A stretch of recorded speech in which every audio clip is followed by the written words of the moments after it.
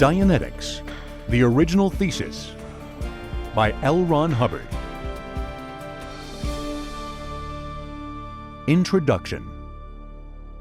In 1932, an investigation was undertaken to determine the dynamic principle of existence in a workable form, which might lead to the resolution of some of the problems of mankind. A long research in ancient and modern philosophy culminated in 1938 in the heuristically discovered primary law. A work was written at that time which embraced man and his activities.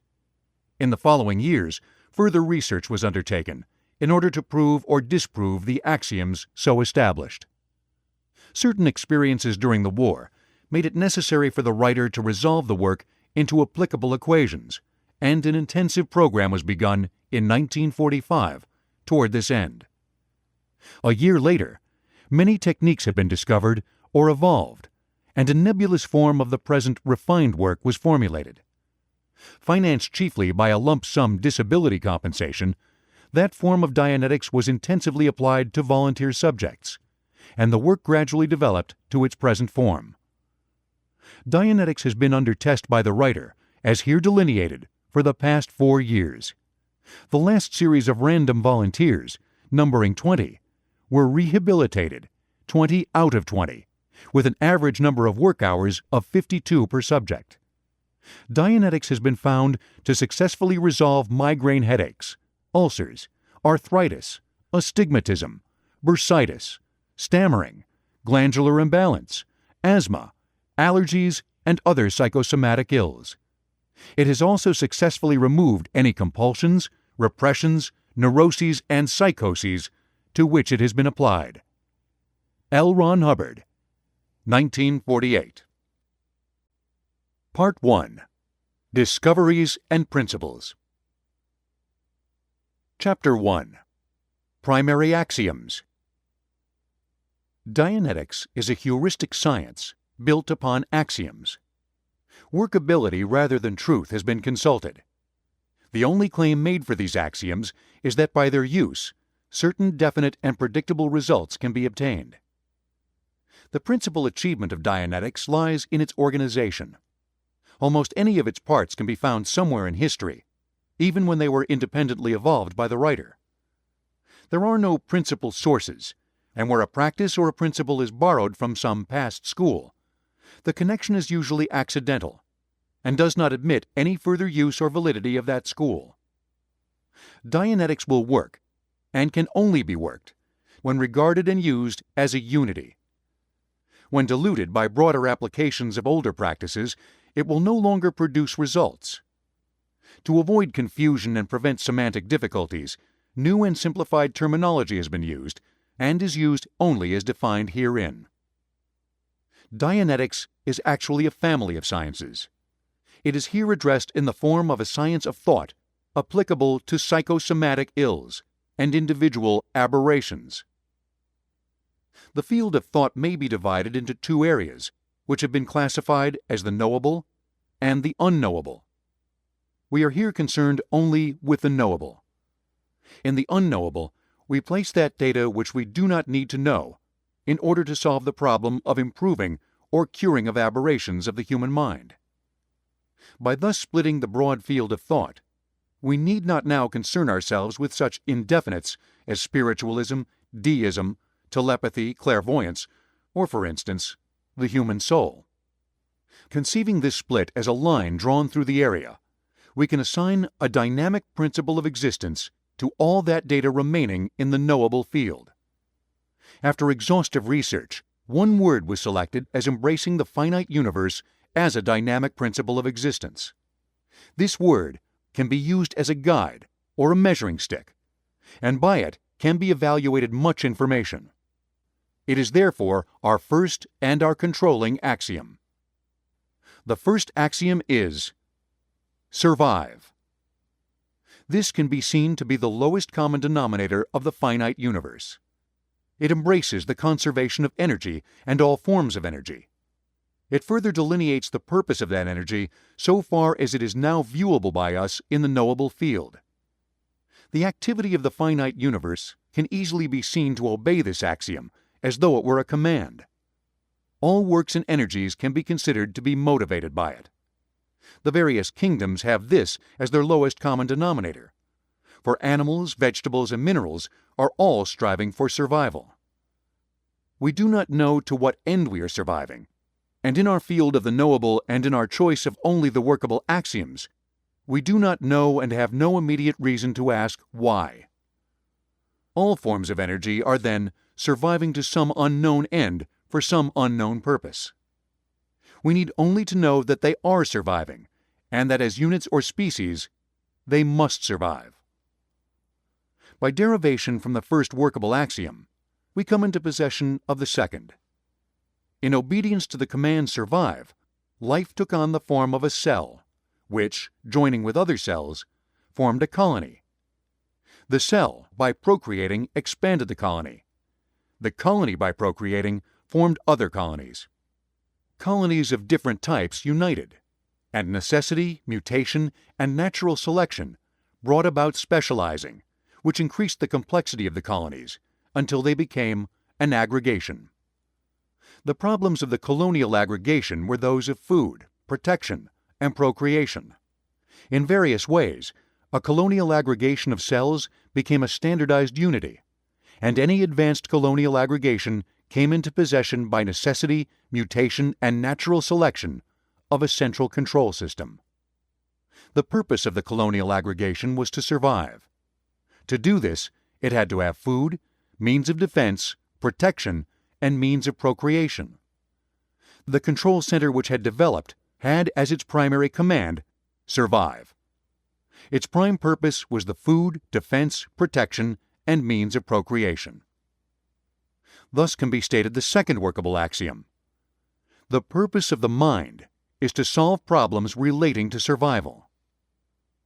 The ultimate success of the organism, its species or life, would be at its unimaginable extreme, immortality. The final failure, in obedience to the law survive, would be death. Between eternal survival and death lie innumerable gradations. In the middle ground of such a scale would be mere existence, without hope of much success and without fear of failure. Below this point would lie step by step innumerable small errors, accidents, losses, each one of which would tend to abbreviate the chances of reaching the ultimate goal. Above this point would lie the small successes, appreciations, and triumphs which would tend to secure the desirable goal. As an axiom, the mind can then be said to act in obedience to a central basic command, survive, to direct or manage the organism in its efforts to accomplish the ultimate goal for the individual or species or life, and to avoid for the individual or species or life any part of the final failure, which leads to the stated axiom, the mind directs the organism, the species, its symbiotes, or life, in the effort of survival. The Dianetic meaning of symbiote is extended beyond the dictionary definition, the living together of two dissimilar organisms, to mean any or all life or energy forms which are mutually dependent for survival. The atom depends on the universe on the atom. A study of the field of evolution will indicate that survival has been, will be, and is the sole test of an organism, whether the organism is treated in the form of daily activity or the life of the species. No action of the organism will be found to lie without the field of survival, for the organism is acting within its environment, upon information received or retained, and error or failure does not alter the fact that its basic impulse was motivated by survival. Another axiom may then be formulated as follows. The mind, as the central direction system of the body, poses, perceives, and resolves problems of survival, and directs or fails to direct their execution. As there are many organisms in the same species all attempting to accomplish the same end, and as there are many species, and as matter itself is attempting in one unit form or another to survive, there is necessarily conflict and contest among the individuals of the species, other species, or units of matter. Species cannot survive without being interested primarily in the species. Natural selection and other causes have established this as a primary rule for survival.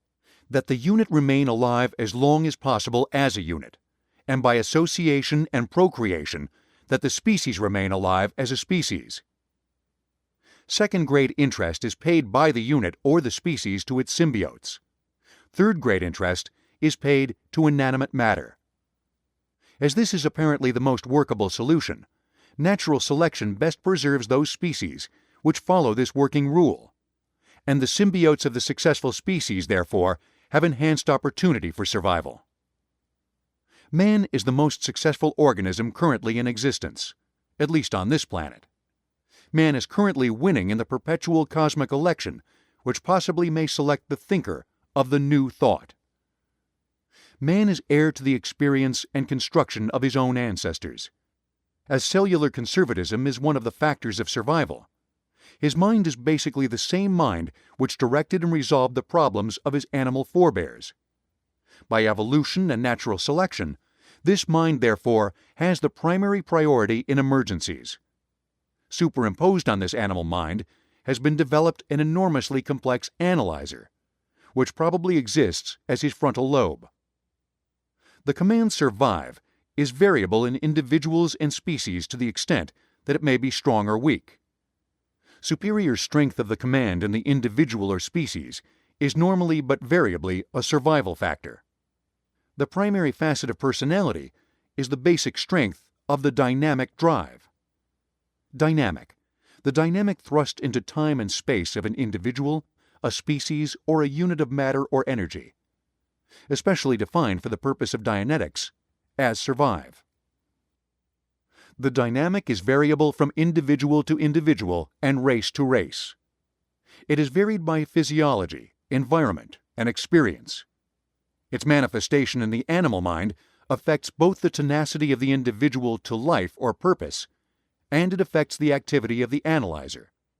The first characteristic of the individual which should be considered is the basic strength of his dynamic, by which an axiom can be formulated.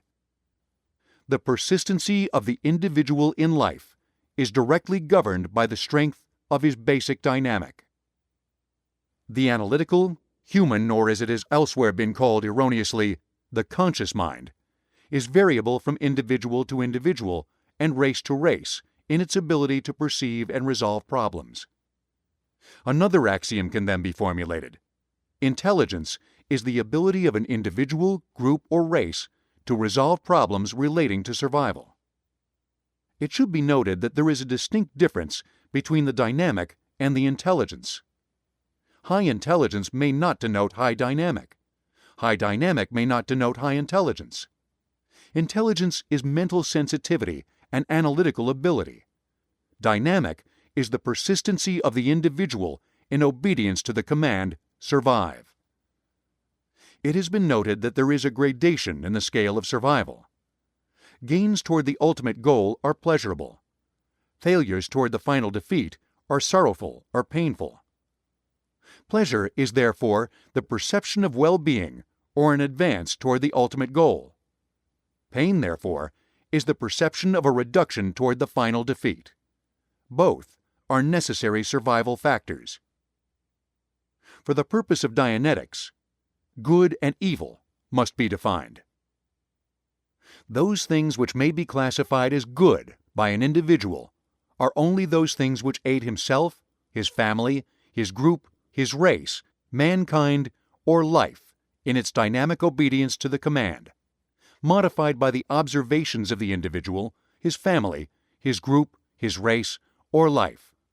As evil may be classified those things which tend to limit the dynamic thrust of the individual, his family, his group, his race, or life in general in the dynamic drive, also limited by the observation, the observer, and his ability to observe. Good may be defined as constructive. Evil may be defined as destructive. Definitions modified by viewpoint. The individual man is an organism attempting to survive in affinity or contest with other men, races, and the three kingdoms.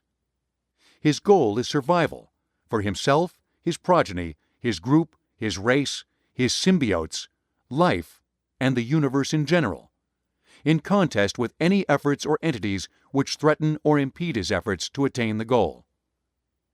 His happiness depends upon making, consolidating, or contemplating gains toward his goal. It is a purpose of Dianetics in general, and abnormal Dianetics in particular, to pass man across the abyss of irrational, solely reactive thought, and enter him upon a new stage of constructive progression to the ultimate goal. Chapter 2. An Analogy of the Mind. It is not the purpose of abnormal Dianetics to investigate or accurately reconstruct the human mind. The purpose of abnormal Dianetics is to delete from the existing mind those physically painful experiences which have resulted in the aberration of the analytical mind, to erase from the body psychosomatic illnesses, which are physical abnormalities and the physical manifestation of the aberration, and to restore in its entirety the proper working function of a mind not otherwise physically deranged. Abnormal Dianetics embraces the various physiological aspects of psychosomatic medicine, including the glandular balance or imbalance of the organism, as influenced by painful physical experiences. The measurement and increase of the dynamic is the practice and study of dynamic Dianetics, which subject is not included in this manual.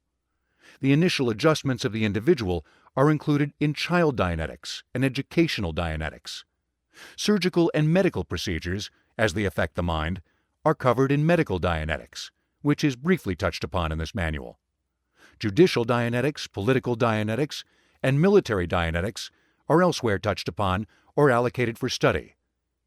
Dianetics as a family of sciences proceeds, however, from the axioms cursorily touched upon in the last chapter, and is uniformly governed by the principles of the behavior of the human mind, as enhanced by the techniques of abnormal Dianetics. All human activity proceeds primarily from the impulses covered in the primary science, dynamic Dianetics, which deals, as above, with the basic dynamic, its measurement and enhancement. The existence and variability of this dynamic are not primarily a subject for abnormal Dianetics, but must be considered as the only primary thrust in obedience to which the mind and body react. When the individual is acting contrary to the survival of himself, his group, progeny, race, mankind, or life, he can be considered to be unintelligent, uninformed, or aberrated. Every single instance of aberrated conduct threatening the general goal of the individual, as outlined in the last chapter, can be proven to have a source which will specifically be found to be a painful experience containing data not available to the analytical mind.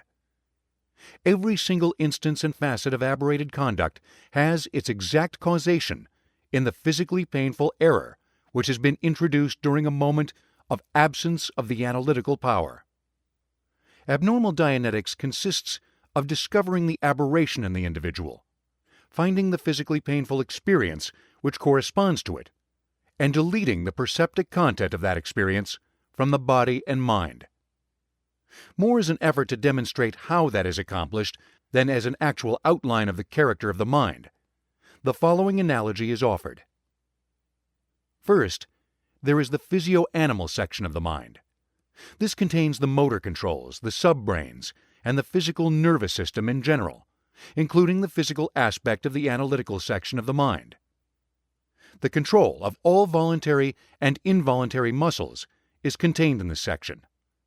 It commands all body fluids, blood flow, respiration, glandular secretion, cellular construction, and the activity of various parts of the body. Experimentation has adequately demonstrated this. The physio-animal mind has specific methods of thinking. These are entirely reactive. Animal experimentation, rats, dogs, etc., is experimentation on and with precisely this mind, and little more. It is a fully conscious mind, and should never be nominated by any term which denies it consciousness, since there is no period in the life of the organism, from conception to death, when this mind is not awake, observing and recording perceptions.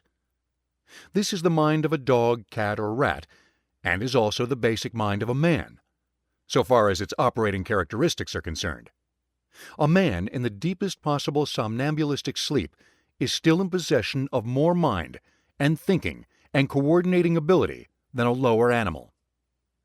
The term consciousness is no more than a designation of the awareness of now. The physio-animal mind never ceases to be aware of now, and never ceases to record the successive instances of now, which in their composite make up a time track which connects memory in an orderly chain. Cessation of life alone discontinues the continual recording of perceptions on this orderly track. Unconsciousness is a condition wherein the organism is discoordinated only in its analytical process and motor control direction.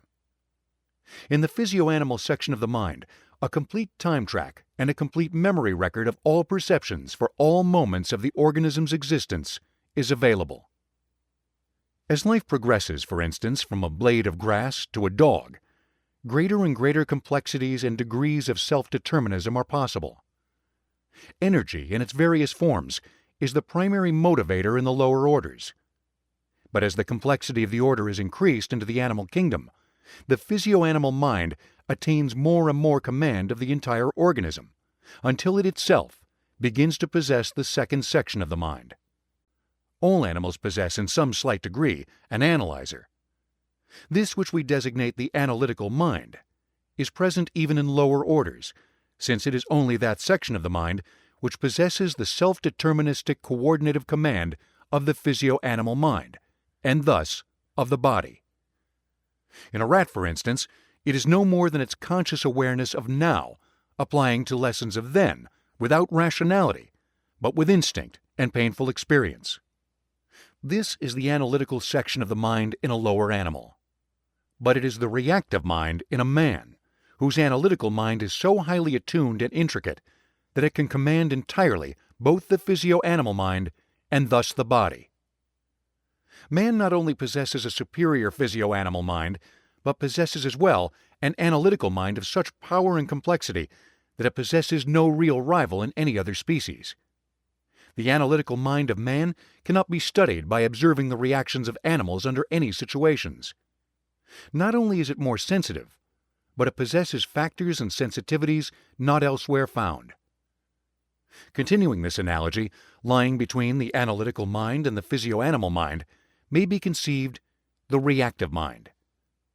This is the coordinated responses of the physio-animal mind, the analytical mind of animals, and the first post of emergency command in man. All errors of a psychic or psychosomatic nature can be considered, for the purposes of this analogy, to lie in the reactive mind. The first human analytical mind took command of the body and physio-animal mind under strained and dangerous circumstances, when man was still in violent contest with other species around him. It can be considered that the analytical mind received command with the single proviso that instantaneous emergency would be handled by the outdated but faster reactive mind. Any and all errors in thinking and action derive from the reactive mind, as it is increased in strength and power by painful experience. It can be called a shadow mind, instantaneously reactive when any of its content is perceived in the environment of the individual, at which time it urgently bypasses the analytical mind and causes immediate reaction in the physio-animal mind and in the body.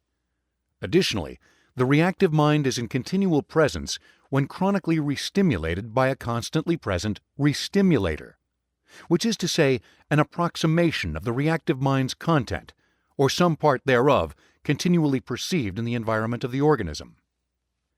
The reactive mind is in action so long as it is activated by an exact or nearly exact approximation of its content. But given too continuous a restimulation, it can and does derange both the physio-animal mind and body below it, and the analytical mind above it. It was created by deranging circumstances of a physical nature, hence it deranges. The entire content of the reactive mind is records of physical pain with its accompanying perceptions during disconnection of the analyzer. All aberrated conduct and error on the part of an individual is occasioned by restimulation of his reactive mind. None of these minds are unconscious, nor are they subconscious. The entire organism is always conscious.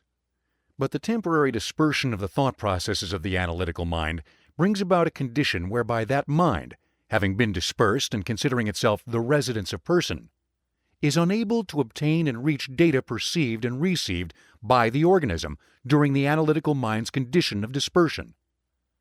That the analytical mind can be thrown by pain or shock out of circuit is a survival factor of its own. As sensitive machinery, it must be protected by a fuse system.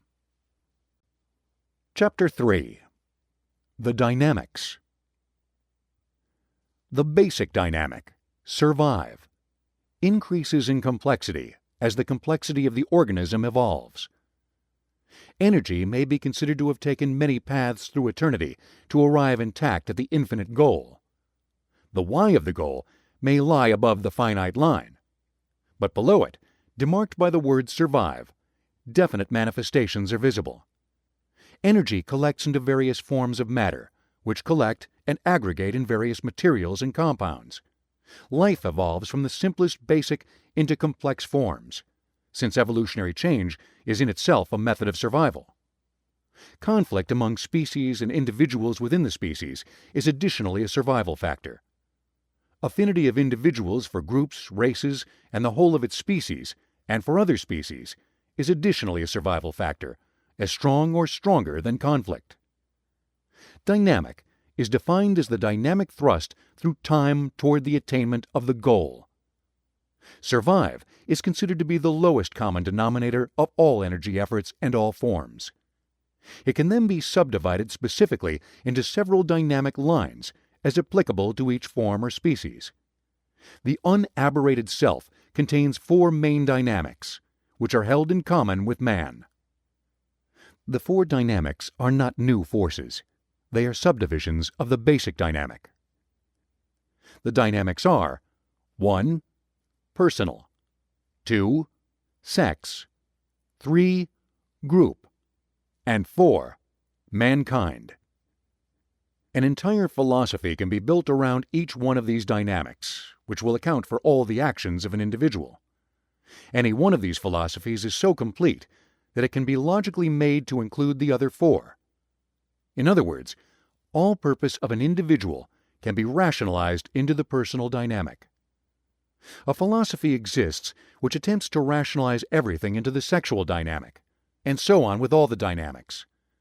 Observing that each one can stand as a logical unity, one finds it necessary to retire to the lowest common denominator of the basic dynamic, which actually does explain the 4 subdivisions. As each one of the subdivisions is capable of supporting the whole weight of a rational argument, it can readily be deduced that each is of nearly equal importance in the individual. The aberrated conditions of a society tend to vary the stress on these dynamics, making first one and then another the keynote of the society. In an unaberrated individual or society, the validity of all 4 would be recognized. The unaberrated individual may physiologically possess or environmentally stress one or more of these dynamics above the others. In terms of basic personality, as covered in the field of dynamic Dianetics, the physiological, environmental, educational aspect of the individual is varied in strength in the 4 dynamics. Each one of the 4 dynamics breaks further into purposes which are specific and complex. Purposes and other factors entangle these dynamics in varying situations, and the observational power of the individual may conflict one against another of these dynamics within the individual himself. This is a basic complex factor of the unaberrated personality. 1. The personal dynamic consists of the dynamic thrust to survive as an individual, to obtain pleasure as an individual, and to avoid pain. It covers the general field of food, clothing, and shelter, personal ambition, and general individual purpose. 2. The sexual dynamic embraces the procreation of progeny, the care of that progeny, and the securing for that progeny of better survival conditions and abilities in the future. 3. The group dynamic embraces the various units of the species man, such as the association, the military company, the people in the surrounding countryside, the nation, and the race. It is characterized by activity on the part of the individual to obtain and maintain the survival of the group of which he is a part. 4. The mankind dynamic embraces the survival of the species. While man is concerned with any one of the above dynamics, any one of them may become antipathetic to his own survival. This is rational conflict, and is normally and commonly incident to survival. It is non-aberrative in that it is rational within the educative limitation. The family as a unit is not a dynamic, but a combination of dynamics. And in this and other societies, it attains a position of interest which is not necessarily inherent in the individual or group. Basically simple, complexity is introduced among the dynamics by individual and group irrationalities.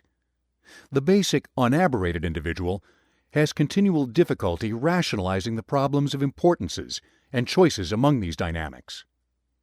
When the basic individual becomes aberrated and is attendantly unable to reason freely on all problems, a selection of importances among these dynamics becomes nearly impossible, and produces aberrated solutions which may resolve such an extreme as the destruction of the individual himself by himself, under the mistaken solution that he may thus obey the primary command. Note, all self-destructive effort is irrationality of a precise nature, which will often be found by the auditor in a person under treatment, but which forms no part of the basic personality of the individual. The term auditor is used in Dianetics to designate someone skilled in the practice of Dianetic therapy, called auditing. The conduct of an auditor is covered later.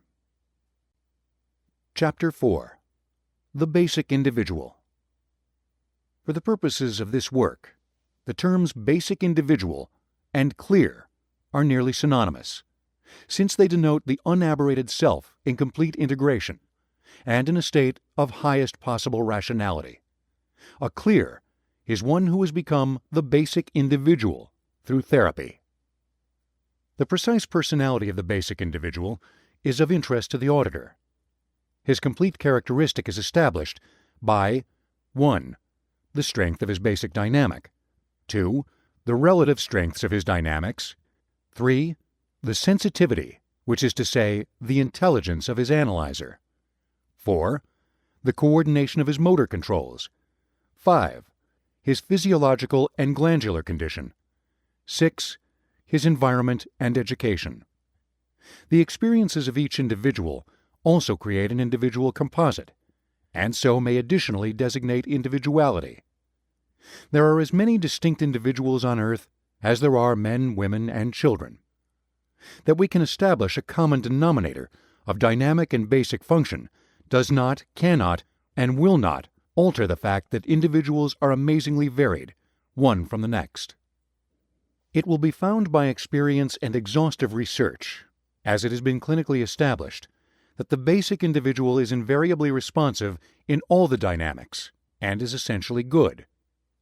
There are varying degrees of courage, but in the basic individual there is no pusillanimity. The virtues of the basic individual are innumerable.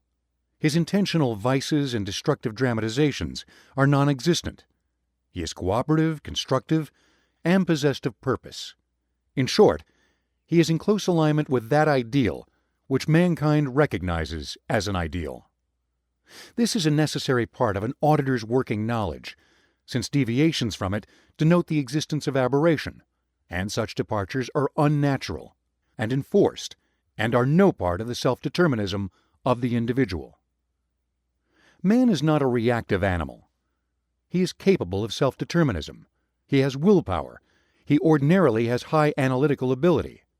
He is rational and he is happy and integrated only when he is his own basic personality. The most desirable state in an individual is complete self-determinism. Such self-determinism may be altered and shaped to some degree by education and environment, but so long as the individual is not aberrated, he is in possession of self-determinism. So long as he is self-determined in his actions, he adjusts himself successfully to the degree that his environment will permit such an adjustment. He will be more forceful, effective, and happier in that environment than when aberrated. That the basic personality is good does not mean that he cannot be a terribly effective enemy of those things rationally recognizable as destructive to himself and to his. The basic individual is not a buried, unknown, or different person, but an intensity of all that is best and most able in the person. The basic individual equals the same person minus his pain and dramatizations. The dynamic strength of the person does not derive from his aberrations. The aberrations lessen the dynamic strength. Artistry, personal force, personality, all are residual in the basic personality. This is derived from clinical research and experimentation. The only reason an aberrated individual, occasionally holds hard to his aberrations is because his engrams have a content which forbids their removal. Chapter 5. Engrams. The reactive mind consists of a collection of experiences received during an unanalytical moment, which contains pain and actual or conceived antagonism to the survival of the individual. An engram is a perceptic entity which can be precisely defined. The aggregate of engrams compose the reactive mind. A new subfield entitled perceptics has been originated here to adequately define engrammic data. Perceptics contains, as one of its facets, the field of semantics. Precisely as the field of semantics is organized, so is organized in perceptics each sensory perception. The audiosyllabic communication system of man has its counterpart in various languages observable in lower animals. Words are sounds in syllabic form, delivered with a definite timbre, pitch, and volume, or sight recognition in each case. Words are a highly specialized form of audioperceptics. The quality of the sound uttering the word is nearly as important as the word itself. The written word belongs in part to visioperceptics. Having but lately acquired his extensive vocabulary, the mind of man is least adjusted to words and their sense. The mind is better able to differentiate among qualities of utterance than among the meanings of words themselves. Included in perceptics, in the same fashion and on the same axioms as semantics, are the other sensory perceptions: organic sensation, the tactile sense, the olfactory sense, and the senses involved with sight and hearing. Each has its own grouping, and each carries its class of messages with highly complex meanings. Each one of these divisions of the senses is plotted in time, according to the earliest or most forceful significances. Each class of messages is so filed as to lead the individual toward pleasure and away from pain. The classifications and study of this varied sensory file have been designated perceptics. When injury or illness supplants the analytical mind, producing what is commonly known as unconsciousness, and when physical pain and antagonism to the survival of the organism are present, an engram is received by the individual. Subsequently, during moments when the potential of the analytical mind is reduced by weariness, illness, or similar circumstances, one or more of the perceptics contained in the engram may be observed by the individual in his environment, and without his perceiving that he has observed it, or the identity of it, the individual discovers himself in a dramatization of the moment of receipt of the engram. An engram impedes one or more dynamics of the basic individual. Being antagonistic to his survival, it can be considered analogically to consist of a reverse charge. As an example, the analytical mind can be said to possess multiple scanners in layers. Ordinary or pleasurable memory can be considered to have, as an analogy only, a positive charge. The multiple scanners are able to sweep these areas and make available memory data to the analytical mind so that it can arrive by various mathematical means at a solution for its various problems. The engram, as a specific memory package, can be considered to have a reverse charge, which cannot be reached by the scanners of the analytical mind, but which is directly connected to the motor controls and other physical functions, and which can exert, at a depth not nearly as basic as the basic dynamic, but nevertheless low, a hidden influence upon the analytical mind through another circuit. The analytical mind in awareness of now, nevertheless, is unable to discover, without therapeutic assistance, the existence of such an engram, since it was received during a moment of extremely low potential on the part of the analytical mind. As a further analogy, and for demonstration only, an engram can be considered to be a bundle of perceptions of a precise nature. An engram is an entire dramatic sequence implanted during unconsciousness, which possesses specific perceptic keys. any one of which, when unanalytically perceived by the individual in his environment, may in greater or lesser degrees set the engram into reaction. Denied to the analytical mind at its reception, it is denied to the analytical mind in its exact character during its dramatization. Its content is literal, and on the physio-animal level demands action. Man's analytical ability and his vocabulary are imposed above both the physio-animal mind and the reactive mind, both on the evolutionary time track and in awareness. The charge contained in the engram is inexhaustible and remains reactive in full force whenever keyed into the circuit by restimulators. Restimulators are those approximations in the environment of an individual of the content of an engram. Restimulators can exist in any of the various senses. The orderly filing of perceptics in the memory does not apparently include the content of engrams, these being filed separately under an immediate danger heading. There are three kinds of thought. The first is engrammic, or literal. It demands immediate action without examination by the analytical mind. A hand being withdrawn from a hot stove when burned is being governed by the reactive principle. But as the ensuing instant of unconsciousness caused by the shock is ordinarily slight, no real engram can be said to have formed. The second type of thought is justified thought. Engrammic thought is literal, without reason, irrational. Justified thought is the attempt of the analytical mind to explain the reactive engrammic reactions of the organism, or the mind, in the ordinary course of living.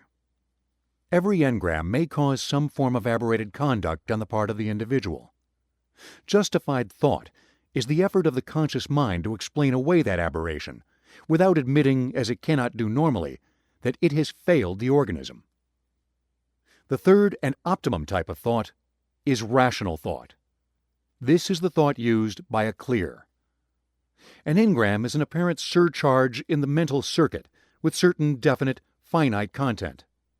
That charge is not reached or examined by the analytical mind, but that charge is capable of acting as an independent command.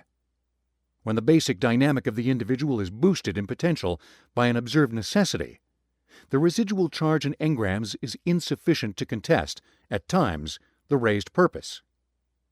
The analytical mind can then be seen to function in entire command of the organism, without serious modification by engrammic command.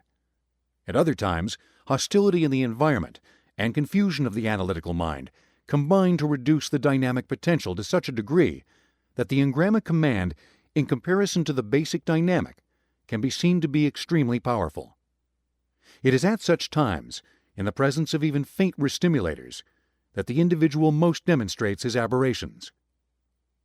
An engram is severely painful or severely threatening to the survival of the organism, and is an engram only if it cannot be reached by the awake analytical mind.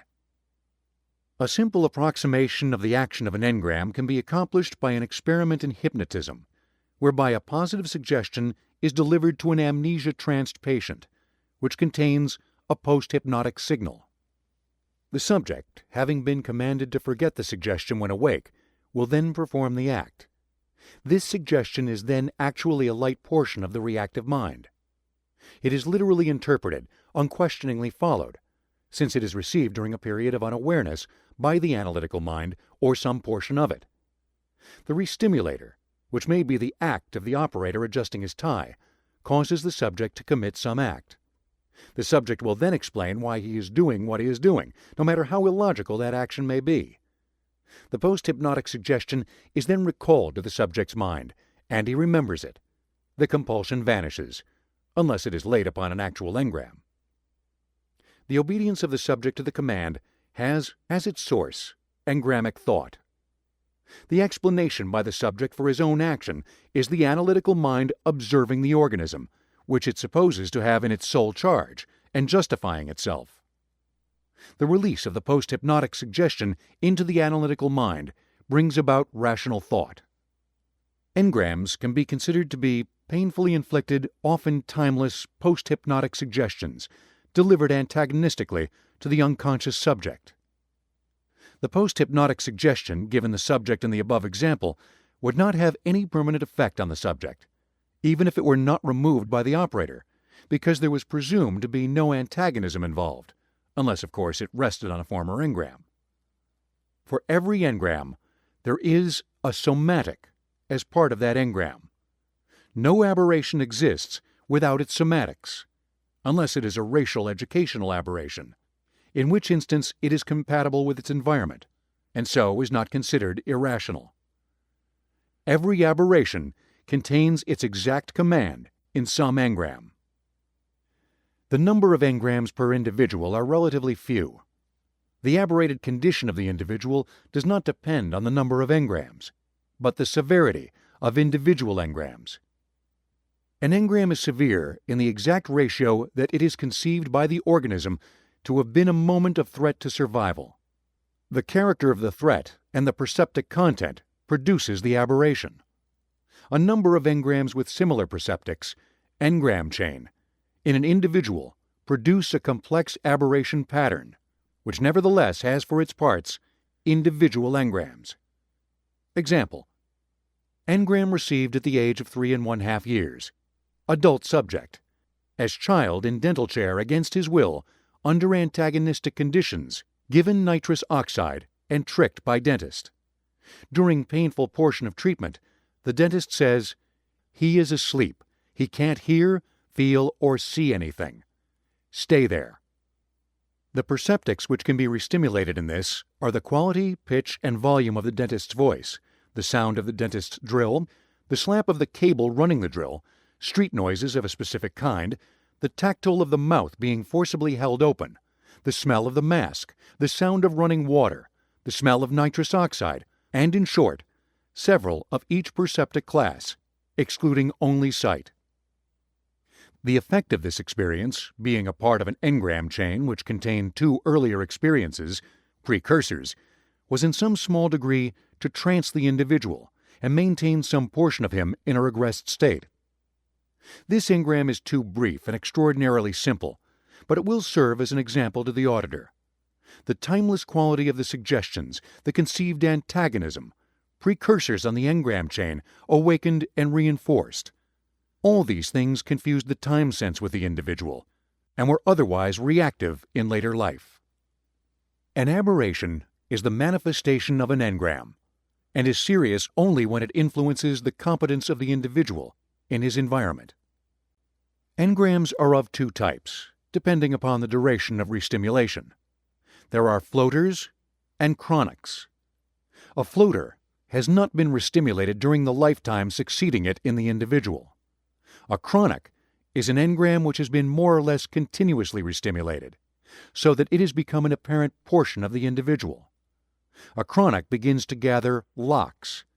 A floater has not accumulated locks, since it has never been restimulated.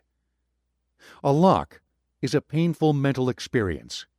It is or is not regarded by the analytical mind as a source of difficulty or aberration. It is a period of mental anguish, and is wholly dependent upon an engram for its pain value. A lock can be conceived to be joined to an engram in such a way that it can be reached by the multiple scanners of the analytical mind which cannot reach the engram. When an engram is activated into a chronic, it accumulates numerous locks along the time track of the individual. The engram itself is not immediately locatable except somatically along the time track of the individual. Locks are of some diagnostic value, but as they exist as experiences, more or less recallable by the analytical mind, they can be depended upon to vanish upon the removal of the engram from the reactive mind without further therapy. The treating of a lock as a lock has some therapeutic value, but the exhaustion of locks from an aberrated individual is long and arduous, and is seldom productive of any lasting result. Upon the location and exhaustion of the engram from the reactive mind, all of its locks vanish. An engram may exist unactivated as a floater for any number of years, or for the entire duration of an individual's life. At any future moment after the receipt of an engram, whether that time period consists of days or decades, the floater may reactivate into a lock, at which time it becomes part of the commands obeyed by the analytical mind in its efforts to rationalize. The removal of the individual from his restimulators, which is to say the environment in which the engram was reactive, is in itself a form of therapy, since the engram may then return to its status as a floater. But such a return will not remove the locks which the analytical mind can then recall as painful experiences. Example: engram. At birth occurs the phrase, "no good," uttered during a moment of headache and gasping on the part of a child. Lock. At the age of 7, the mother, in a fit of rage while the child was ill with a minor malady, said that he was no good. The removal of the engram also removes, ordinarily without further attention, the lock. Note: birth remained inactive in the above case as a floater until the moment of reduced analytical power at the age of 7, when a birth phrase was repeated. It is worth remarking that the entire content of the birth engram is given simultaneously both to the child and to the mother, with only the difference of somatics. It is further worthy of note that the mother quite often perceives in the child a restimulator, and uses against it the phrases which were said when the child gave the mother the greatest pain, namely, birth. The child is then victimized into various psychosomatic ills by the repetition of its birth engram restimulators, which ills may develop even more seriously into actual disease. The mind controls the multiple and complex functions of the growth and condition of the organism. Containing organic sensation as one of its perceptics, the engram then, when reactivated, causes a somatic, and additionally may deny body fluids, i.e. hormones and blood, to some portion of the anatomy, occasioning psychosomatic ills. The denial of fluid or adequate blood supply may result in a potentially infective area. The psychosomatic reduces the resistance of some portion of the body to actual disease. Somatic and other sensory errors find their basis in unconscious antagonistic moments. A somatic may be adjusted by an address to a lock, but the permanency of adjustment obtains only until such time as the engram is again reactivated, causing another lock. All aberrations are occasioned by engrams.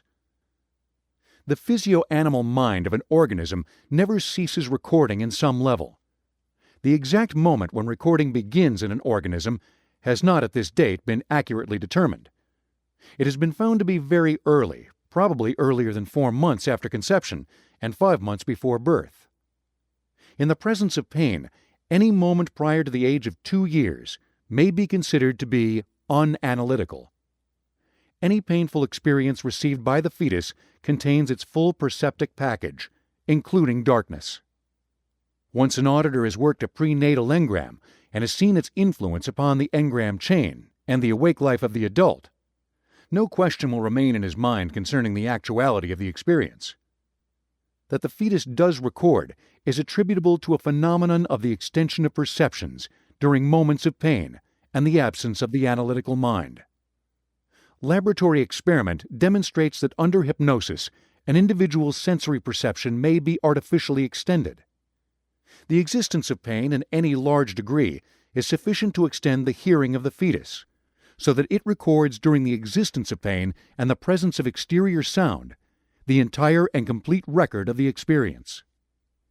As a chronic engram is but precariously fixed on the mind, the syllables or voice timbres contained in the prenatal will reactivate the somatic and the emotional engramic content whenever the approximations of that engram appear in the child's or the adult's vicinity. The understanding of language is not necessary to reactivate an engram, since the recording of the mind is so precise that the utterance of the identical words in similar tones during later prenatal periods, or during birth, or immediately after birth, can and may occasion the original prenatal or any of the prenatals to become reactive, producing locks, injuring the health of the infant, or for that matter, of the fetus. The perceptics of the fetus are extended only during moments of pain, but a chain of prenatal engrams can occasion a condition wherein the hearing of the fetus is chronically extended, forming numerous locks before birth. These locks will vanish when the actual engrams are discovered and exhausted from the psyche. Any painful unanalytical moment containing antagonism is not only a matter of record, but a source of potential action in the human organism at any period during its lifetime. reserving, of course, the question of when the fetus first begins to record. Birth is ordinarily a severely painful unconscious experience. It is ordinarily an engram of some magnitude. Anyone who has been born then possesses at least one engram. Any period of absence of analytical power during receipt of physical pain has some engramic value. Moments when the analytical power is present in some quantity, when physical pain is absent and only antagonism to the organism is present, do not form engrams and are not responsible for the aberration of the individual. Sociological maladjustments, parental punishments of a minor sort, even when they include pain, libidos, childhood struggles, and jealousies, are not capable of aberrating the individual. These can influence the personality and environment adjustment of the individual, but so long as he is not pathologically incompetent, he can and will resolve these problems and remain without aberration. The human mind is an enormously powerful organism, and its analytical ability is great. It is not overlaid above naturally unsocial or evil desires, but is founded upon powerful and constructive basics, which only powerful, painful, and antagonistic experiences can impede. Engrams will be found to have been conceived by the individual as intensely antagonistic to the survival of the organism. The discovery of the basic engram is the first problem of the auditor. It normally results in an engram chain. The content of that chain will be found to be physically severe. An engram is physically painful, is conceived by the organism as an antagonistic threat to its survival, and is received during the absence of the analytical power of the mind. These factors may vary within the engram so that an engram may be of minimal pain, maximal antagonism, and minimal absence of the analytical power, but no engram is available to the scanners of the consciousness. Attention! One has as much functioning analyzer as one has awareness of now. The body is to some degree re-undergoing the experience of the engram whenever the experience is restimulated. A chronic psychosomatic, such as a painful arm, indicates the chronic continuous coexistence with now of the moment the arm is broken or hurt. Several engrams reactivated into a chronic state bring several moments of unconsciousness, pain, and antagonism into a coexistence with now. The engram is a bundle of perceptics, which include as the primary manifestation organic sensation. The organic sensation is enforced on the members of the body to a greater or lesser degree, whenever and as long as the engram is restimulated. There is only one psychosomatic, which is common to all engrams. Any engram contains this as part of the command it will enforce upon the body. The analytical mind is an organism and a part of the human body. As a stomach may be made to ache chronically, ulcers, to feel broken, the engram also enforces a command upon the organ of the analytical mind. That command is common to every engram. Engrams are valid only when they are received during a momentary dispersal of shocked null condition of the analytical mind. Every engram contains and enforces the command on the analytical mind that it has been dispersed and is not operating. This is common to every engram. This is reduction of the intellect by engrams, totally aside from specific engramic content. It explains at once insanity and the remarkable mental facility of a clear.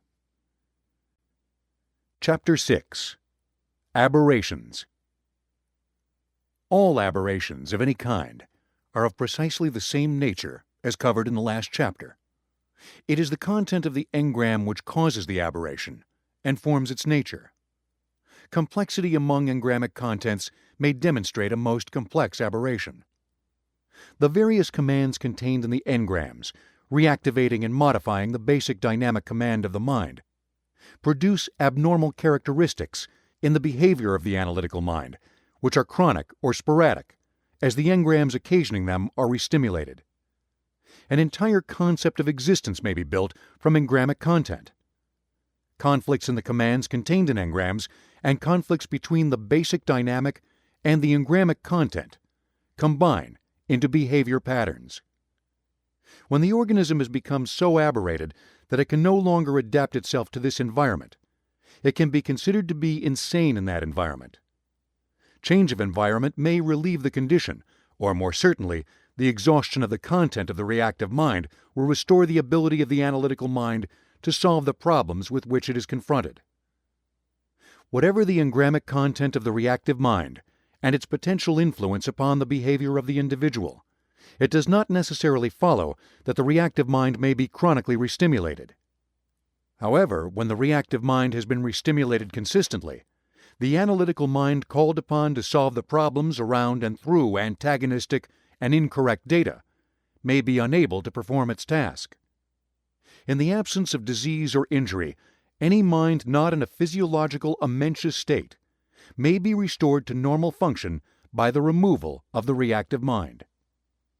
It should be noted, however, that this is modified by the fact that individuals who have received insulin shocks, prefrontal lobotomies, electric shocks, and other shock treatments are regarded as equivocal and are temporarily classed with disease cases for lack of adequate observation in this stage of the experimental research. People can be regarded as rational or irrational only insofar as they react in their customary environment. But any individual in possession of a reactive mind is an unknown quantity until that reactive mind has been examined. If he has been examined, his mind can be cleared in the same process. There are several factors which may be contained in the engrams in the reactive mind, which most certainly tend toward aberration. These include engrammic commands, which derange the time sense of the individual, and thus apparently destroy his time track.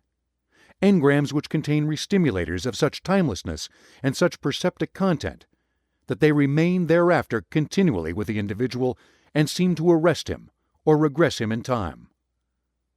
Engrams which contain commands that make the individual chronically unable to conceive differences are especially harmful, since these tend to compare everything to engrammic value, and thus cause the individual to arrive at a chronic state of engrammic thinking.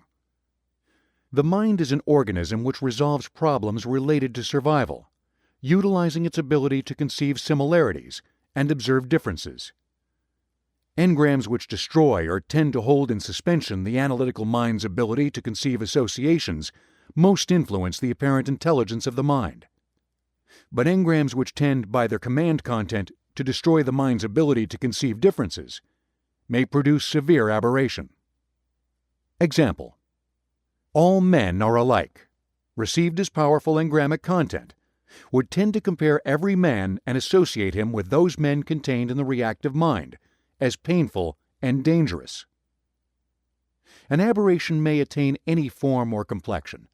As a rough analogy, a compulsion may be conceived to be an engrammic command that the organism must do something. A repression is a command that the organism must not do something. A neurosis is an emotional state containing conflicts and emotional data, inhibiting the abilities or welfare of the individual. And a psychosis is a conflict of commands which seriously reduce the individual's ability to solve his problems in his environment, to a point where he cannot adjust himself to some vital phase of his environmental needs. All this variety of manifestation of aberration is occasioned by the pain-enforced commands or contents of engrams. Physical aberrations are occasioned by engrams when they are not the result of injury or disease.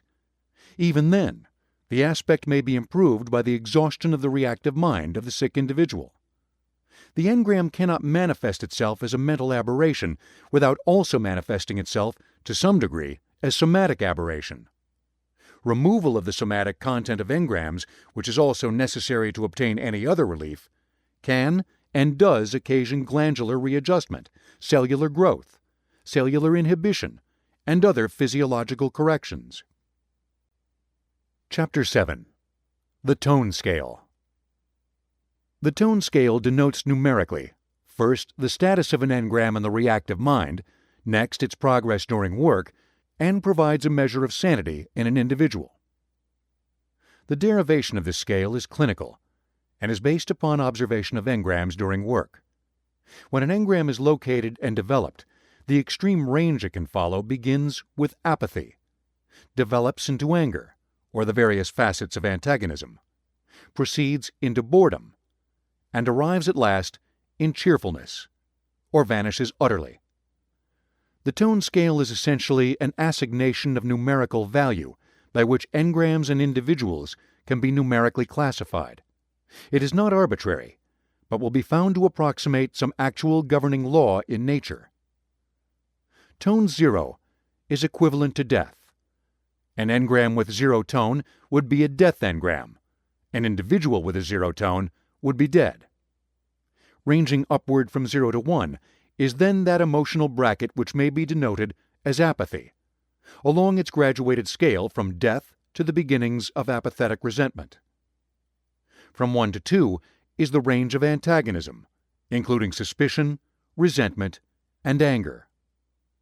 Boredom and its equivalents, by which is denoted minor annoyance, begins at 2 and ends at 3.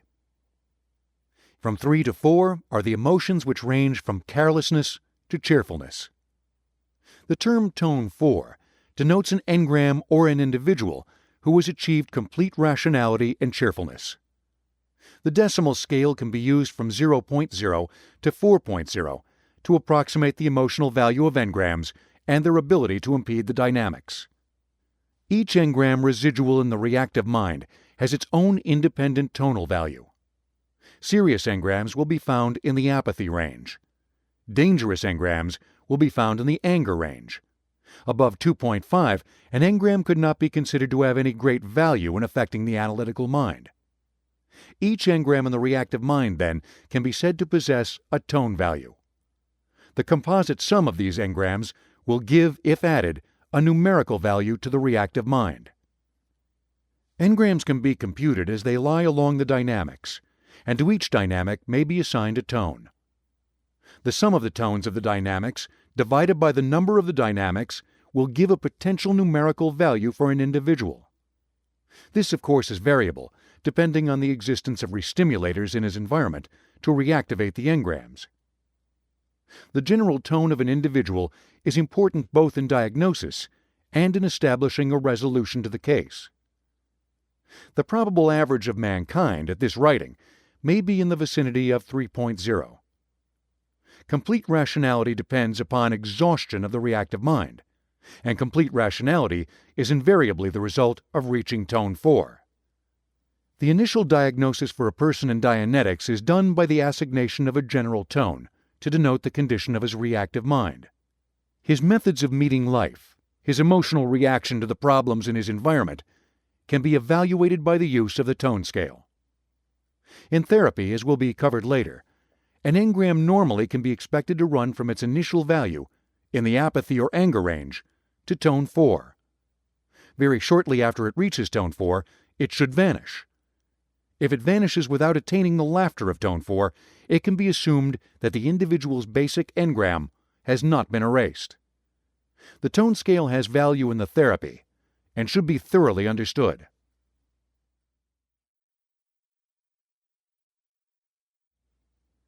Chapter 8. The Character of Engrams. There are several general types of engrams.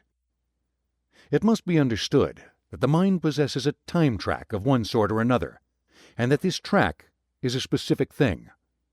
The time track of an individual will include all those things available to his analytical mind, but the data which he can easily contact along his time track is definitely not engramic, even if it possesses an emotional charge. Everything on this track will be rational or justified experience. It will not include engrams. It may include locks or even engram locks, which is to say that it may include moments of mental anguish or antagonism, and may even include instances of unconsciousness which have some slight engramic value, and which are locks on some engram. An engram has several specific positive characteristics. It is received by the individual at some moment of physical pain.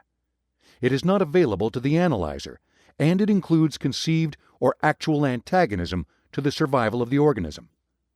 Certain mechanisms, such as forget it, may swerve a minimally painful or unconscious experience off the time track. In that case, it becomes possessed of engramic value. All engrams with power to derange the analytical mind and aberrate the physical body lie off the time track and are not available to the analytical mind without auditor assistance.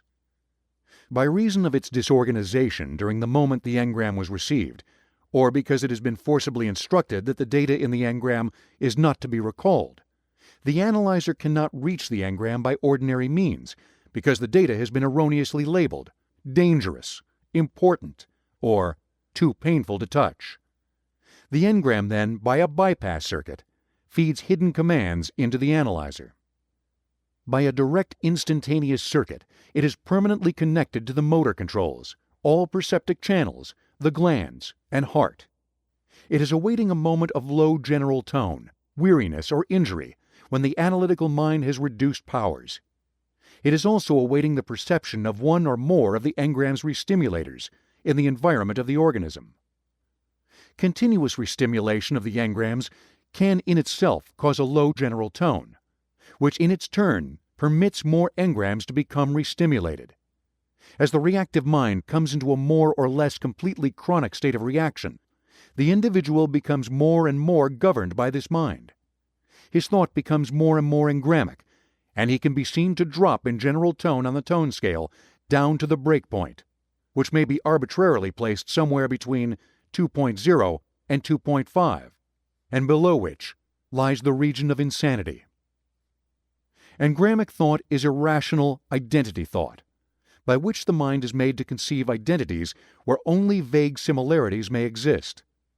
It is necessary that the auditor thoroughly understand engramic thought, for it is with this complete irrationality of identity that he will basically deal. As he works with any individual, sane or insane, he must continually employ in the bulk of his computation on the case the equation of engramic thinking. Engramic thinking can be stated by A equals A equals A equals A equals A. The engram, when one or more of its restimulators is perceived in the environment during a moment of low general tone, may dramatize. The dramatization is the precise content of the engram. The aberration is the precise content of the engram. The reaction of an individual's analytical mind when an engram is reactivated is justification. There is reason to believe that part of this survival mechanism consists of the axiom: the analyzer must never permit an incorrect solution. The engram brings about many incorrect solutions. The analyzer may very well become entirely involved with the attempt to discover and deliver to a society or to itself adequate rational reasons for the behavior of the organism. The analytical mind, though working from the command of the engram itself, is unaware of the source of the command. Not being able to discover the source, it introverts more and more in an effort to solve a problem which contains danger to the organism. The analytical mind tends to find the danger without and within the organism. There are 5 ways that the organism can react to a danger in its vicinity. It can attack it, avoid it, neglect it, run from it, or succumb to it. In just these ways can the analytical mind, which it must be remembered is possessed of self-determinism and willpower, react to the reactive mind. As the general tone lowers, which is to say as the analytical mind becomes less and less powerful, through weariness, continual reverses in general health, etc., the more and more heed it must give to the problems unsolved in the reactive mind. These are in essence unsolved problems. As such, they contain their own solutions. The analytical mind, unable to reach them, justifies the organism's reaction to them, succumbs to them, causes the organism to attempt to flee from them, apathetically may neglect them, as in prefrontal lobotomy, avoids them in many intricate ways, or attacks them. The analytical mind is not only not certain where the experience lies on the time track, it also does not know whether the menace is within the organism or without it. So it can become entirely indiscriminate, and eventually it may achieve highly irrational solutions by which it seeks to solve the problems of the highly irrational reactive mind. The deep sensory perception channel entering the mind is evidently equipped with an appreciator, which sorts according to the momentary general tone or potential of the analytical mind. The higher the general tone or potential of the analytical mind, the better the data in the appreciator is sorted. The appreciator circuits are evidently fully apprised of engrammic content in the reactive mind, and evaluate restimulators perceived in the environment against the general tone of the analytical mind. When that is low, restimulators route more or less directly to the reactive mind, which instantly responds by fixed connections into the motor controls.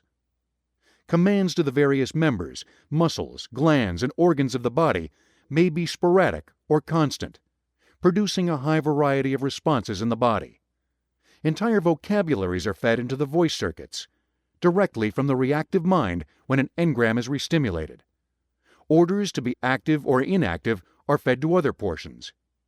The individual time track of the engram spaces the commands to the organism, and a dramatization is accomplished which may contain a portion or all of the content of the engram as governed by the situation. Psychosomatic ills, hysterias, rages, tantrums, criminal acts, and any and all content prejudicial to the survival of the organism in which the organism is seen to be indulging, has as its source the reactive mind. The sole and only content of the reactive mind is what exterior sources have done to the organism. None of the content of the reactive mind is self-motivated. The auditor is then interested only in what is done to the person, not what the person himself has done, since for purposes of therapy, the acts of the organism in its society can be discounted beyond diagnosis. Even then, they are of small importance to the auditor. An organism possessed of an analytical mind not victimized by incapacitating disease or injury, and unaberrated, will commit no act knowingly prejudicial to the survival of the organism or other factors within the dynamics. It will combat only those dangers in society which are actual menaces. Whatever may be the status of the innate moral sense, the basic intent of the basic personality is to further various energy forms along the dynamic toward the goal. Only moments of actual dispersal of the awareness of the analytical mind permit data to be received which is prejudicial to the intent of the dynamics.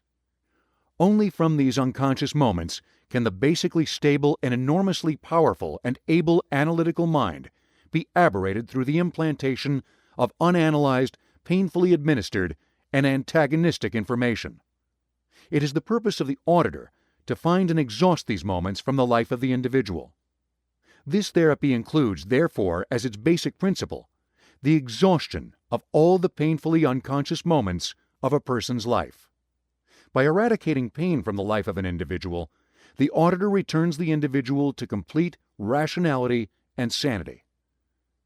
The auditor should never be content with merely bringing the individual back to normal.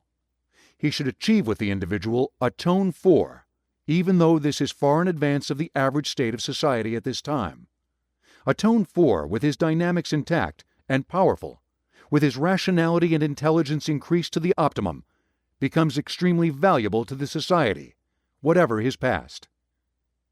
Knowing this, the auditor can expect a maximum result of lasting duration with any person not physically hopeless.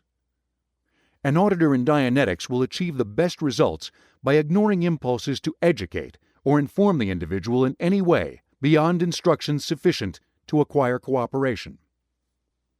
The entire purpose of the auditor is to rehabilitate the basic dynamic, the 4 dynamics, and the normal purpose or profession of the individual.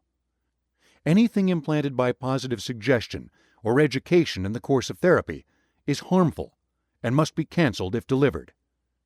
Only the basic personality of the individual can decide and evaluate things in his environment. Therefore, hypnotism as practiced with positive suggestion is shunned, since any and all hypnotic commands with the attendant forgetter mechanisms are no more than artificially implanted engrams. Indeed, it is quite usual for the auditor to have to exhaust hypnotically implanted material, received either from some hypnotist or from the individual's analytical mind itself when he is operating under quote-unquote self-control. Hypnotism, as such, does not work, and a study and short practice in Dianetics will reveal exactly why. The auditor is attempting to delete the reactive mind from the individual. This reactive mind is an infestation of foreign, careless, and unreasoning commands, which disrupt the self-determinism of the individual to such an extent that he no longer has charge, through his analytical mind, of the organism itself, but finds himself under the continual and chronic orders of unseen, never-reviewed exterior forces, often and usually antipathetic to the survival of the organism. Engrams deal with identities where no identities exist. They therefore pose many strange and irrational problems, which are seen as aberrations in people. If a human being has been born and not cleared, he can be supposed to have at least one engram. Anyone who has a birth which has not been cleared by therapy has, therefore, a reactive mind. There is no disgrace attached to having a reactive mind, since it was thrust, without his consent and without his knowledge, upon an unconscious and helpless individual. Sometimes this was done by people with the best of imaginable intentions. A person not possessed of a rational mind cannot be rationally considered to be morally responsible, no matter the demands of the current society, which hitherto lacked any method of determining responsibility. The pain contained in the reactive mind is normally severe. The usual parental punishments, family complications, reprimands, minor accidents, and the battle of the individual with his environment influence, but do not cause, a reactive mind. Nor do these things have the power to change materially the reactions of an individual. In the background of any individual exist many hidden personalities contained in the reactive mind. Dealing in identities, the reactive mind often confuses identities of individuals. Therefore, irrational attachments and antipathies are formed by aberrated individuals who can often find no reason for such attachments or antipathies in their contemporary environment. The content of an engram is literally interpreted, not as it was stated to the unconscious individual, but as it was received in its most literal phraseology and perception. The organism possesses many inherent mechanisms and abilities by which it can learn or preserve or forward itself along the dynamic. Any one of them may be exaggerated by engrams to a point where it becomes an actual threat to the organism or aberrates it. Engrams can and do aberrate all the sensory perceptions, any and all parts of the body, and the mind itself. By demanding suicide, the engram can destroy the entire organism. The error of the reactive mind was introduced by the evolution of speech, for which the basic mechanism was not designed. When all perceptics save speech formed the reactive mind, it was to some degree serviceable. With speech came such complexities of perception and such interchanges of ideas that a whole series of illusions and delusions could be derived from the reactive mind's necessity to determine identities for purposes of emergency. Without the reactive type mind, survival would be extremely difficult, since it must be there to care for emergencies during moments of dispersal of the analytical mind by shock or other means. With speech, the reactive mind came to possess far more power and extensive content. The analytical mind, being a delicate mechanism in some respects, no matter how rugged and capable in others, then could become subjected to delusions and illusions, which, however shadowy and unreal, must nevertheless be obeyed. By stripping the reactive mind of its past painful content, the analytical mind may be placed in complete command of the organism. The moment a man or a group becomes possessed of this ability, it becomes possessed of self-determinism. So long as these possess reactive minds, irrationalities will persist. Because it contains literal speech, no reactive mind can be conceived to be of any value whatsoever to the rational organism. Since the methods of that reactive mind remain intact and will continue to act to preserve the organism in times of unconsciousness of the analytical mind, there is no residual good in any reactive mind. It is capable of any illusion. It has no assist power along the dynamics, save only to cancel or modify other reactive mind content. The source of the individual's power and purpose is not derived from the reactive mind, but from the basic dynamic and from the four dynamics. Any auditor will establish this to his own satisfaction after he has cleared a very few cases. When an individual is attempting to hold on to his aberrations, the auditor may be assured that that person has, as part of the content of the reactive mind, such phrases as "don't dare get rid of it," which identically translated apparently applies to aberrations. It may in fact apply in an engram containing an attempted abortion. The identity factor in the reactive mind may cause the analytical mind to respond irrationally to treatment, and to justify the aberrations in many irrational ways. Whatever means he uses or statements he makes to avoid the exhaustion of his reactive mind is contained exactly in the reactive mind as a positive suggestion, and has no application whatsoever in rational thought. Individuality, if by that is meant a man's desires and habits, is not traced to the reactive mind, save when by individuality is meant those flagrant eccentricities which pass in Dickens for characters. A man is much more individual after his reactive mind has been cleared. Part 2. Auditing. Chapter 9. The Auditor's Code. Not because it is a pleasant thing to do, or because it is a noble idea, the auditor must always treat a pre-clear in a certain definite way which can be outlined as the auditor's code. Failure to follow this code will cause trouble to the auditor, will considerably lengthen and disturb his work, and may endanger the pre-clear. Pre-clear, an individual entered upon Dianetic therapy, auditing, for the purpose of being cleared. The auditor, in the first place, at the optimum, should be himself a clear. Otherwise he will find that many of his own engrams are restimulated as he listens to the engrams of his pre-clears. This restimulation may cause his own engrams to become chronic, victimizing him with various allergies and delusions, and causing him to be, at best, extremely uncomfortable. An auditor can audit while he himself is being cleared, as this is a peculiar and special method of locating his own engrams, since they become restimulated. Becoming painful to him, they can be found and speedily removed. Even if he is not himself cleared, the auditor must act like a clear toward the pre-clear. The auditor's code is the natural activity of a clear. The auditor must act toward the pre-clear exactly in the way that the pre-clear, as an organism, would desire that his own conscious analytical mind would react to and consider the organism. An affinity must therefore be maintained at all costs. The auditor must never permit himself to lose his temper, become aggravated, to scold or badger or antagonize the pre-clear in any way. To do so would not merely disturb the comfort of the pre-clear, but might additionally derange him, and might even prohibit further beneficial auditing by that auditor. The code is nearly Christ-like. The auditor must be confident in that he must continually reassure the pre-clear when restimulated engrams cause despondency on the pre-clear's part.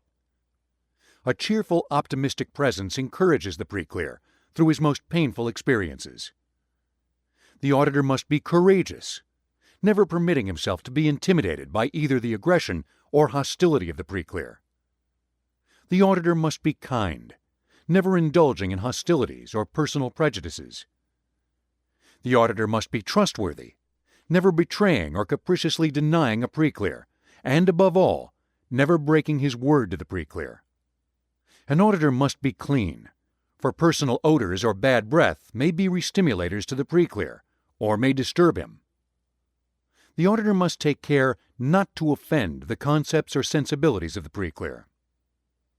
The auditor must be persistent, never permitting the case of the pre-clear to either resist him or to remain unsolved until it is in a proper tone 4, since the restimulation of engrams is a malady unto itself, unless they are being properly exhausted. The auditor must be patient, never hurrying or harassing the pre-clear beyond the needs of stirring an engram into view. He must be willing to work at any and all times necessary, for the length of time necessary to exhaust the engram in process of elimination. In addition to these things, it may be remarked that a definite affinity is established between the auditor and pre-clear during the time of auditing. In the case of opposite sexes, this affinity may amount to an infatuation.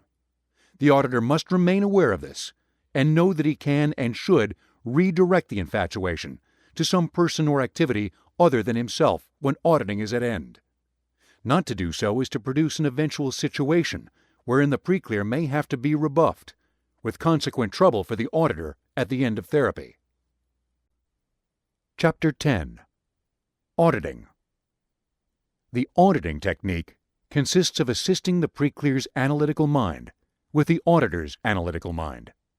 The auditor then functions during each successive period of auditing, and only during the periods of auditing, as an additional analytical mind of the pre-clear. The reactive mind was received during the dispersal or inactivity of the analytical mind. The reactive mind is removed by returning the pre-clear to the engram and laying its contents before the scrutiny of the analytical mind. The technique of auditing is done in what is called a Dianetic reverie. The pre-clear sits in a comfortable chair with arms, or lies on a couch in a quiet room where perceptic distractions are minimal. The auditor tells him to look at the ceiling. The auditor says, "When I count from 1 to 7, your eyes will close." The auditor then counts from 1 to 7 and keeps counting quietly and pleasantly until the pre-clear closes his eyes. This is the entire routine. Consider it more a signal that proceedings are to begin and a means of concentrating the pre-clear on his own concerns and the auditor than anything else. This is not hypnotism. It is vastly different. The pre-clear knows everything which is going on around him. He is not asleep, and he can bring himself out of it any time he likes. The auditor makes very sure that the pre-clear is not hypnotized by telling him before he begins to count, "You will know everything which goes on. You will be able to remember everything that happens. You can exercise your own control. If you do not like what is happening, you can instantly pull out of it. Now, 1, 2, 3, 4, etc." In reverie, the next words of the auditor should be devoted to the installing of a canceller. This should be worded in such a way that it will furnish a key word, which when spoken at the end of therapy will cancel every slightest remark or suggestion made by the auditor while the pre-clear was in reverie. This is a guarantee that no positive suggestions will be left residual in the mind of the pre-clear through the inadvertent or accidental slips attendant to auditing. Such a canceller should also cancel the reverie, being worded with sufficient generality to take in anything and everything the auditor may say to the pre-clear during the entire period of therapy. At no time should the auditor permit the pre-clear to be under the delusion that he is being treated by hypnosis. This is mentioned because hypnotism is a current fad, and the principles of Dianetics have nothing whatever to do with hypnotism. Both are based upon simple natural laws, but have between them an enormous gulf. One is the tool of the charlatan, and the other is the science of the human mind. Returning is employed in Dianetic therapy. Returning is the method of retaining the body and the awareness of the pre-clear in present time, while he is told to go back to a certain incident. Dates are not mentioned. His size is not mentioned. Various means are used to restimulate his memory. Any of the perceptics may be employed to return him to some period of his past. He is told simply to go back to the time when blank. He is returned and made to recount what he can of the incident. He is told he is right there, and that he can recall this. Little else is said by the auditor, save those hints necessary to return the pre-clear to the proper time. Wide awake, he can return to moments in the past. The pre-clear is not allowed at any moment to revivify in that period, since the data is drained as a surcharge from his time track to present time. He is told that he can remember this, but he is never told that he can remember this in present time, since that will occasion the somatics to return to present time. Most of the data is located by observing some somatic pain in the individual, or some somatic aberration, and seeking to discover wherein it was received. The somatics are employed primarily because the motor controls possess a less disturbed time track than the sensory strip. It must be remembered that there is no aberration without an accompanying somatic. The somatics alone, being physical ills of one sort or another, hold the aberrated content of the reactive mind in place. The motor controls can be returned to a period, although the conscious or analytical mind believes itself to be entirely in present time. By talking to the muscles, or motor controls, or various bodily aches and pains, the auditor can shift them at will up and down their time track. This time track is not connected to the analytical mind and speech, but is apparently a parallel time track, with greater reliability than the sensory track. The precision of data contained in the motor control time track is enormous. Muscles can be made to tense or relax. Coughs, aches, and pains can be made to come and go simply by uttering the right words for the engram, or the wrong words. It is the primary task of the auditor to cause the time tracks of the motor strip and the sensory strip to come into parallel. That the time track exists in the strips has not been proven, but they can so be considered for the purposes of this explanation. That they exist is extremely apparent.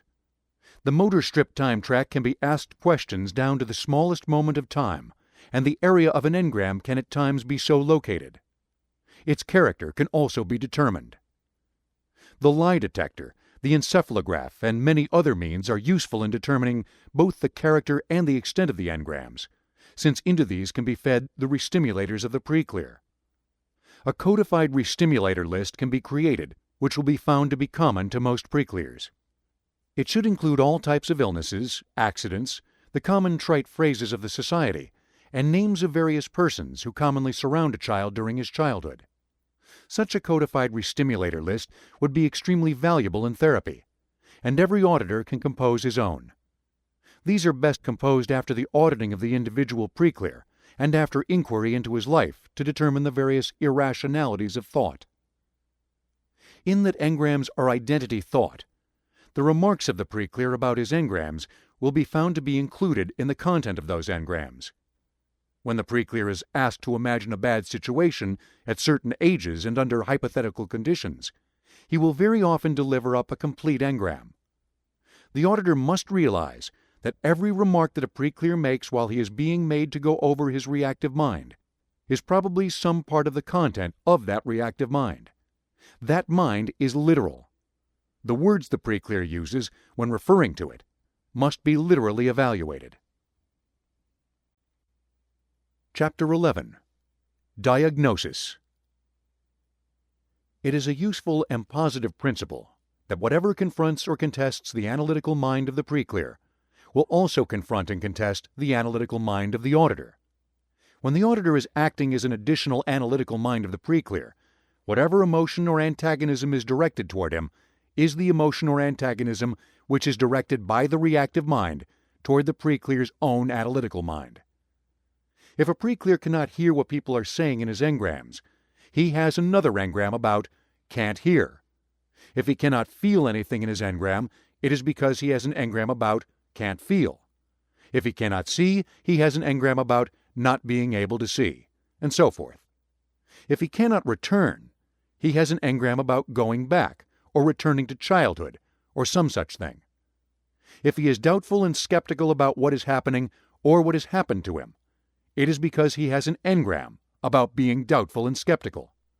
If he is antagonistic, his reactive mind contains a great deal of antagonism.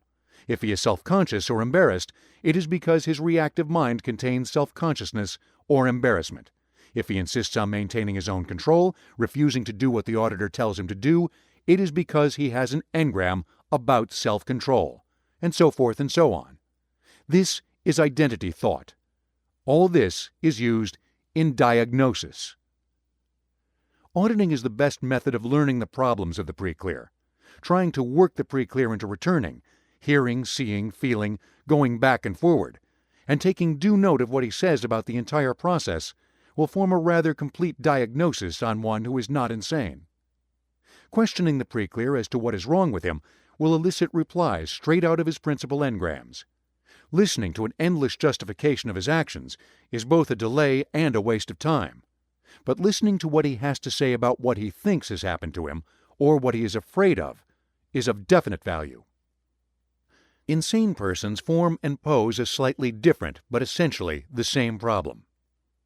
It is a clinically established observation that the reactive mind is relatively shallow. Below it lies the basic personality of the individual, no matter how insane he may be. Therefore, by one means or another, a rational being may be reached within a preclear, a being who is not aberrated. Here it can be established what the preclear really wants, what he hopes, what he actually feels. It has been observed that no matter what his raving state, providing his brain structure is normal and complete, the basic personality is entirely sound and sane, and will cooperate. After auditing, the pre-clear will become this strong, competent, and able personality. The reactive mind, when unable to exert itself to its aberrated full in the environment of the pre-clear, will break the pre-clear, or cause him to lose tone. Therefore, it is of definite interest to discover what immediately preceded the break of the pre-clear, or what is currently causing him unhappiness. Something is dispersing his dynamics. The probability is that he has a chronic restimulator in his vicinity. Wives, husbands, mothers, fathers, superiors, etc., can be the source of such breaking, since they turn the purpose of the reactive mind, which pretends to desire above all else the best interest of the pre-clear, back upon the pre-clear himself. Thus, these sources cause the pre-clear to lower back into the tone of the reactive mind, apathy, or a low tone too.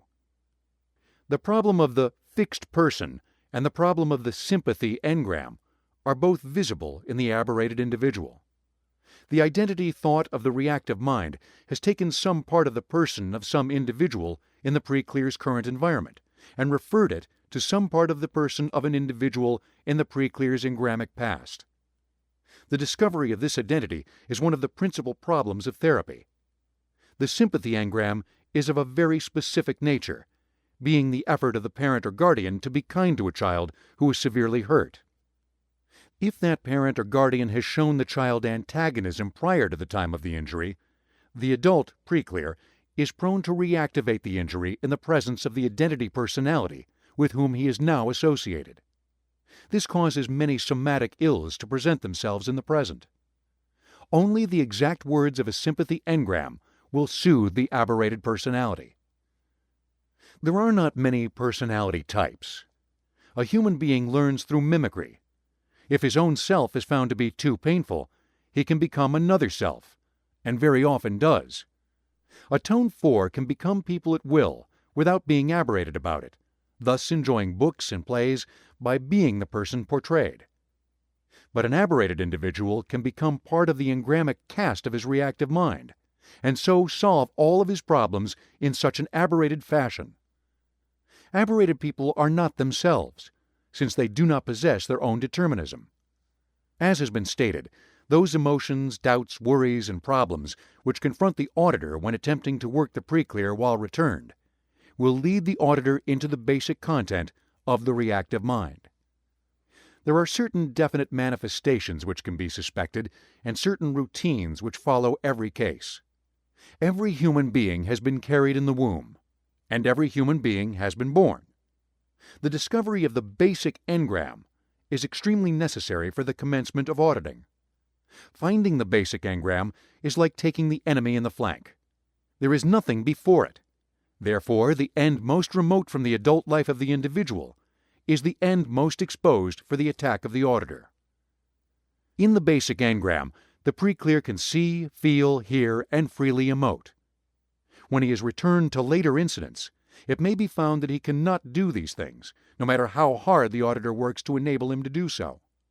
By pursuing the engram chain up its chronological sequence, this ability will be restored. Therefore, it is necessary, first and foremost, to locate the basic engram. This may, in some few cases, lie later than birth. In the majority of the cases, it will be found to lie at or before birth. No discussion is here entered about the ability of the human mind to remember at such remote periods. It can be stated, however, that when engramic data does exist, the time track is opened by pain and antagonism at these extreme points, and can be contacted and exhausted. The analytical mind is not present at these moments. Quite in addition to this, the engrams are not even on the open time track. It is with the greatest difficulty that the auditor will find the basic engram. Since it is ordinarily quite painful, and the scanning mechanism has as its purpose, or one of its purposes, the avoidance of pain, it will not easily reach them. Like the scanning mechanism on a cathode ray tube, the scanners of the analytical mind sweep over, skipping and not touching, the data on the engram chain. By various means, the auditor must then force the pre-clear scanners to contact that data and force the data back onto the time track, where it can be properly exhausted. Light prenatals are the best possible approach to a case. When the only prenatal is an extremely heavy one, or an attempted abortion, which by the way are very common, the auditor must use a great deal of guile. It can be said that the basic engram and the beginning of the actual engram chain is early, before, near, or during birth, is painful, and will not be easily contacted. In that few preclears have more than a score of serious engrams, the task is light when once begun, but requires a great deal of imagination and persuasion. A prenatal must always be suspected unless birth, when lifted, rises easily into a tone 4. If none of the engrams will rise into a tone 4, the auditor would suppose that he has not discovered the basic. There are 3 kinds of engrams: the precursor, the engram, and the follower. By engram, here is meant that experience which the auditor has found and is working upon. If it does not seem to be lifting after a few recountings, a precursor must be suspected and returned to. In this way, an earlier basic may be discovered. But it is a fruitless task and wasted energy to attempt to work anything but a basic.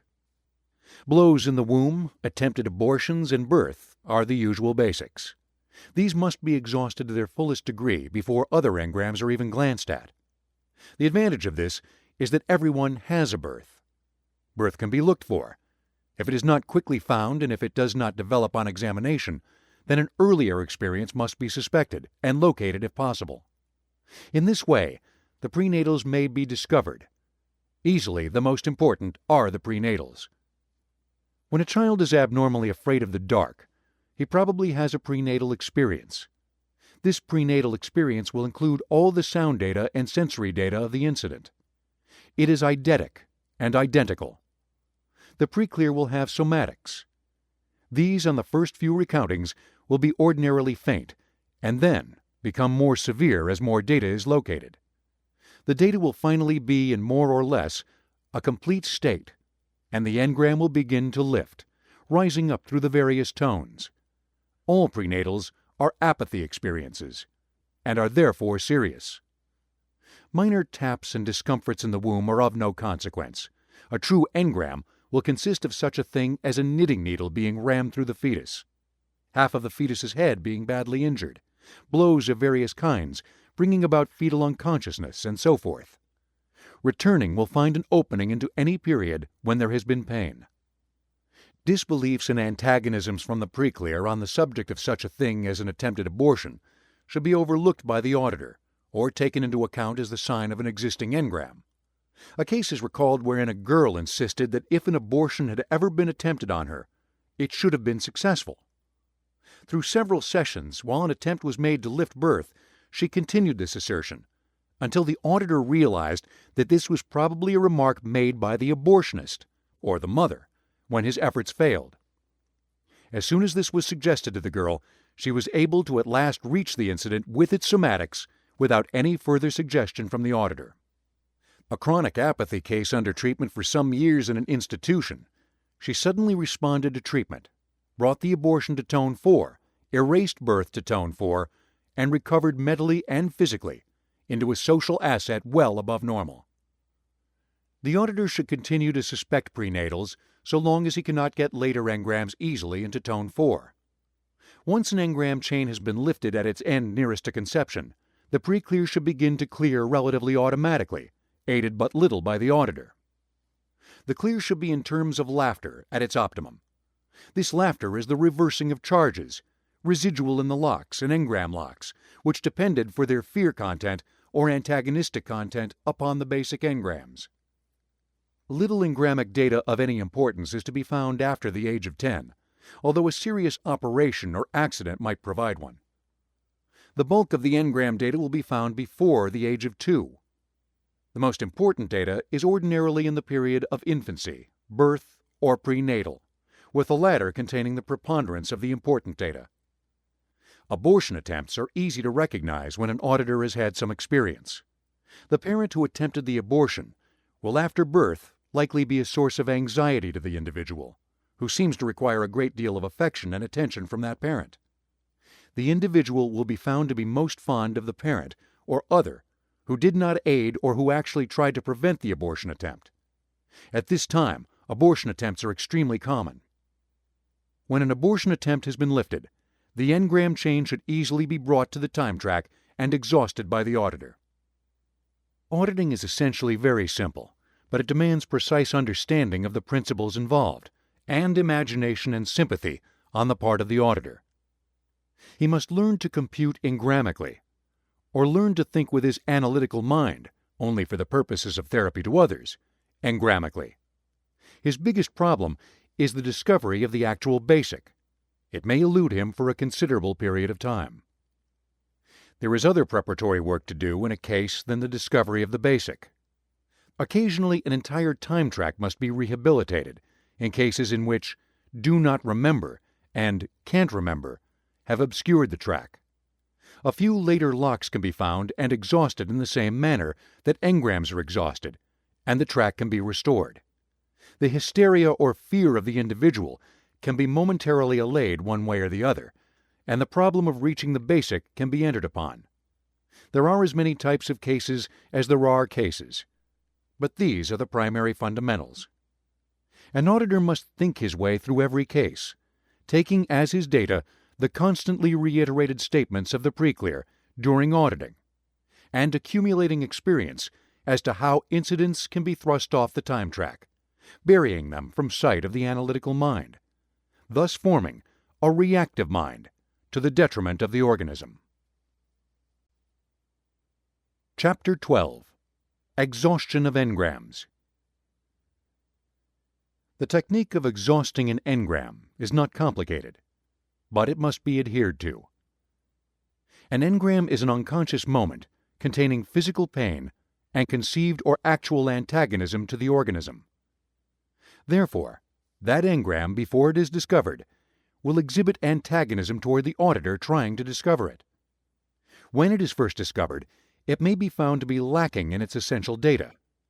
There are many techniques by which this data can be developed.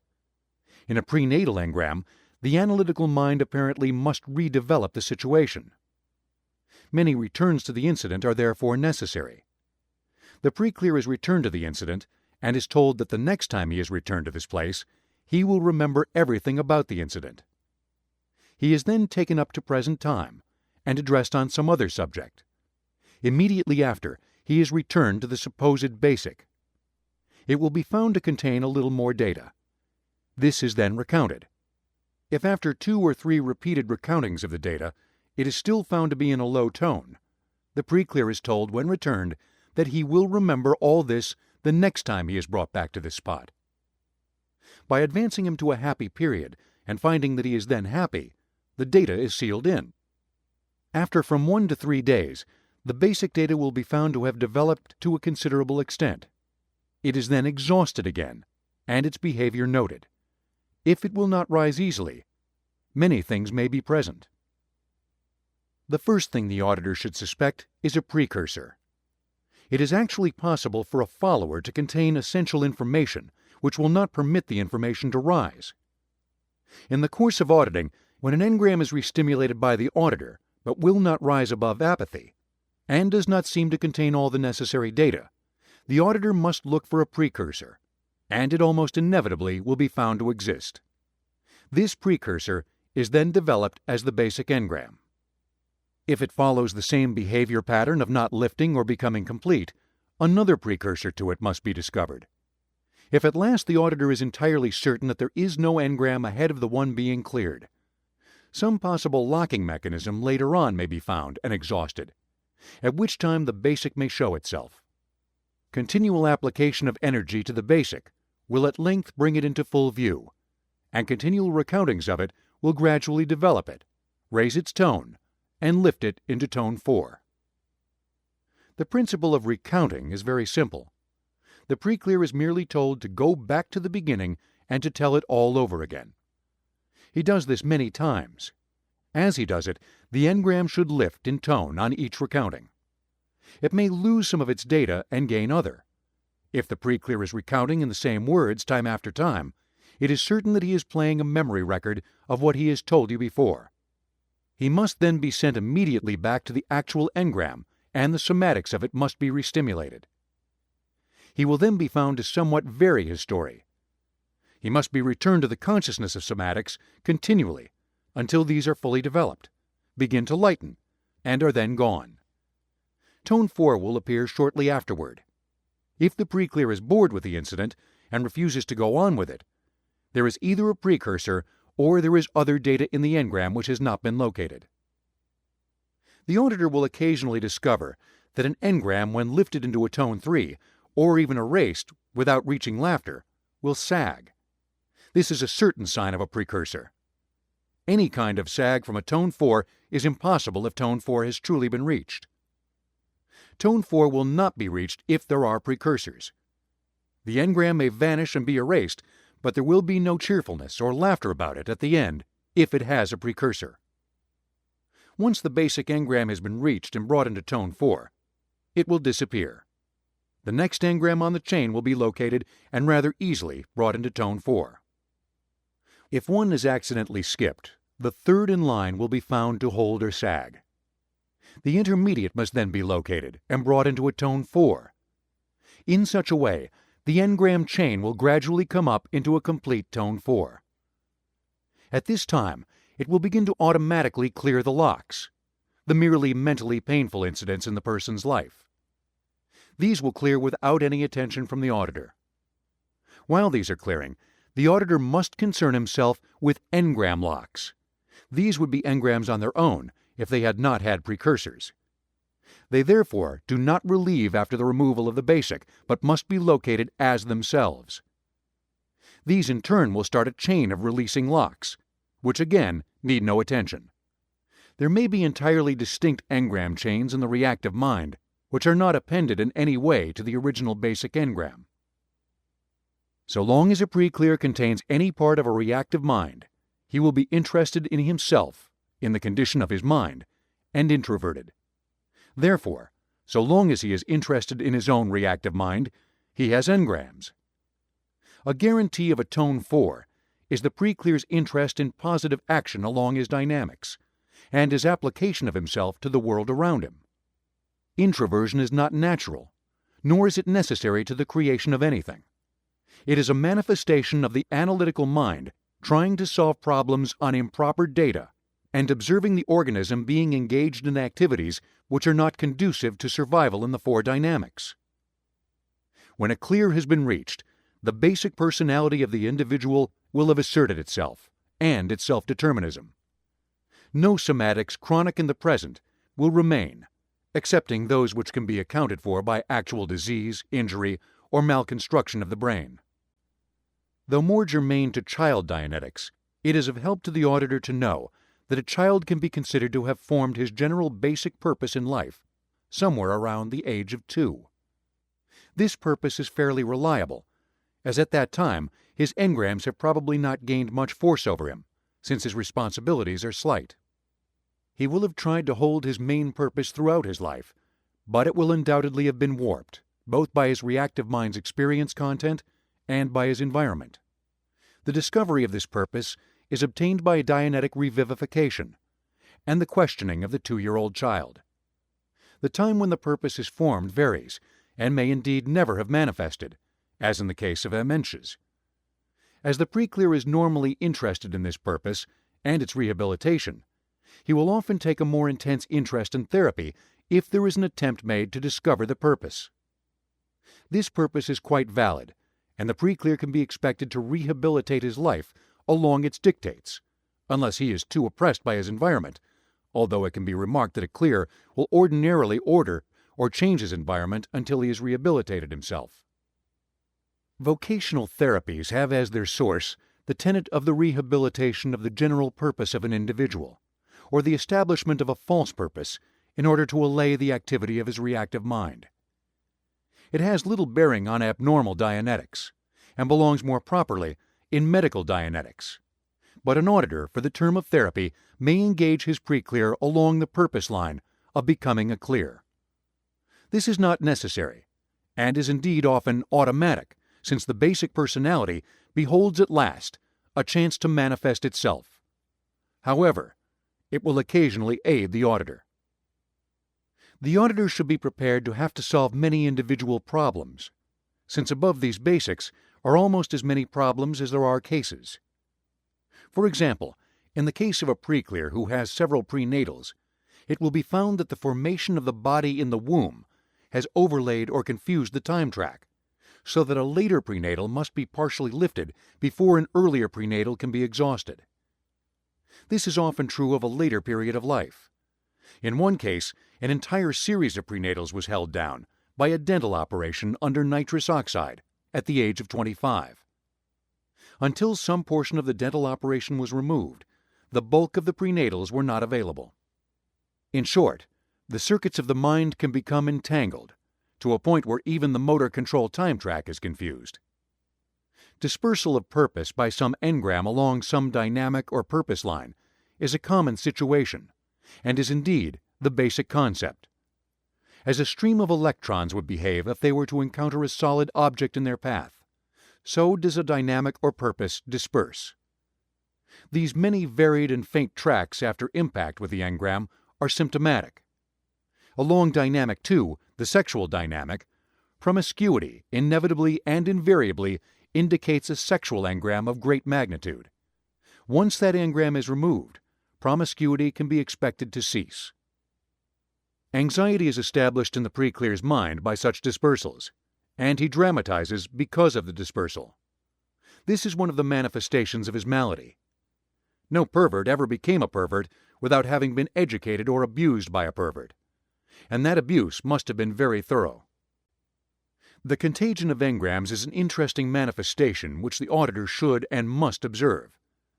It can be said that insanity runs in families, not because this is a eugenic truth, but because a standard pattern during emergencies or stress creates certain types of engrams, which in turn create types of insanities.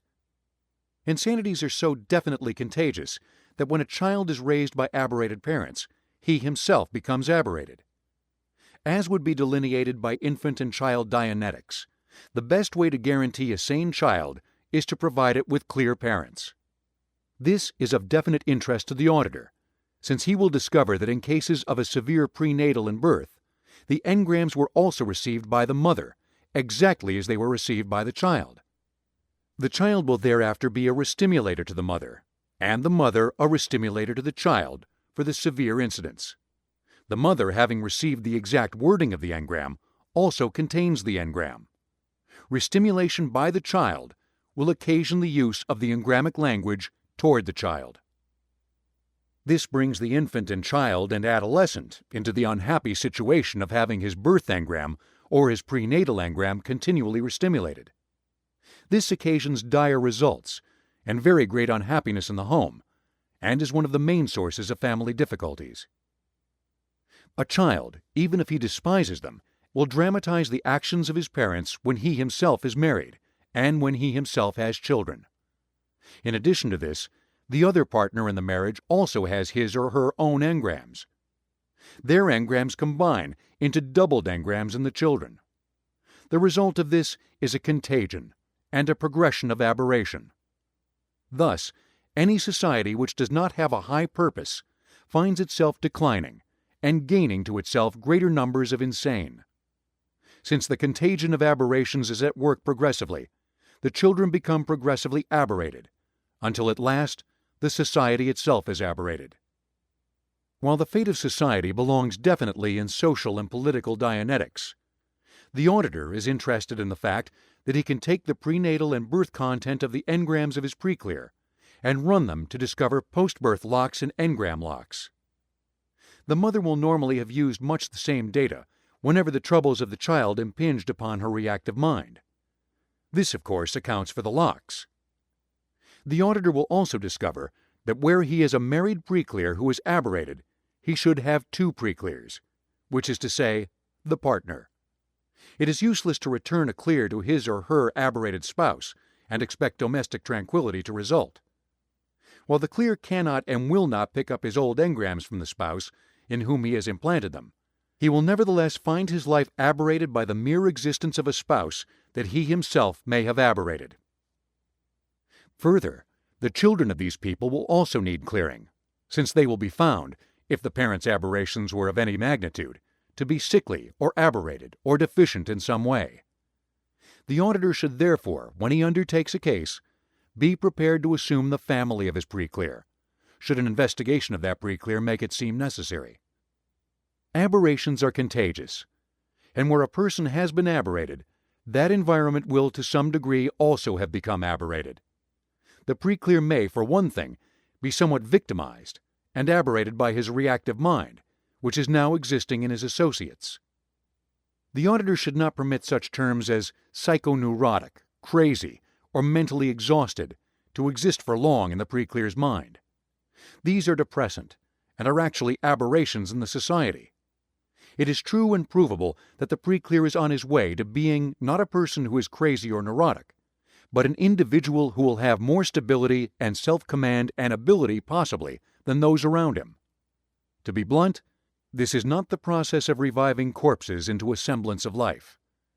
It is a process which, at its best usage, is taking the normal and average and giving them their birthright of happiness and creative attainment in the world of man.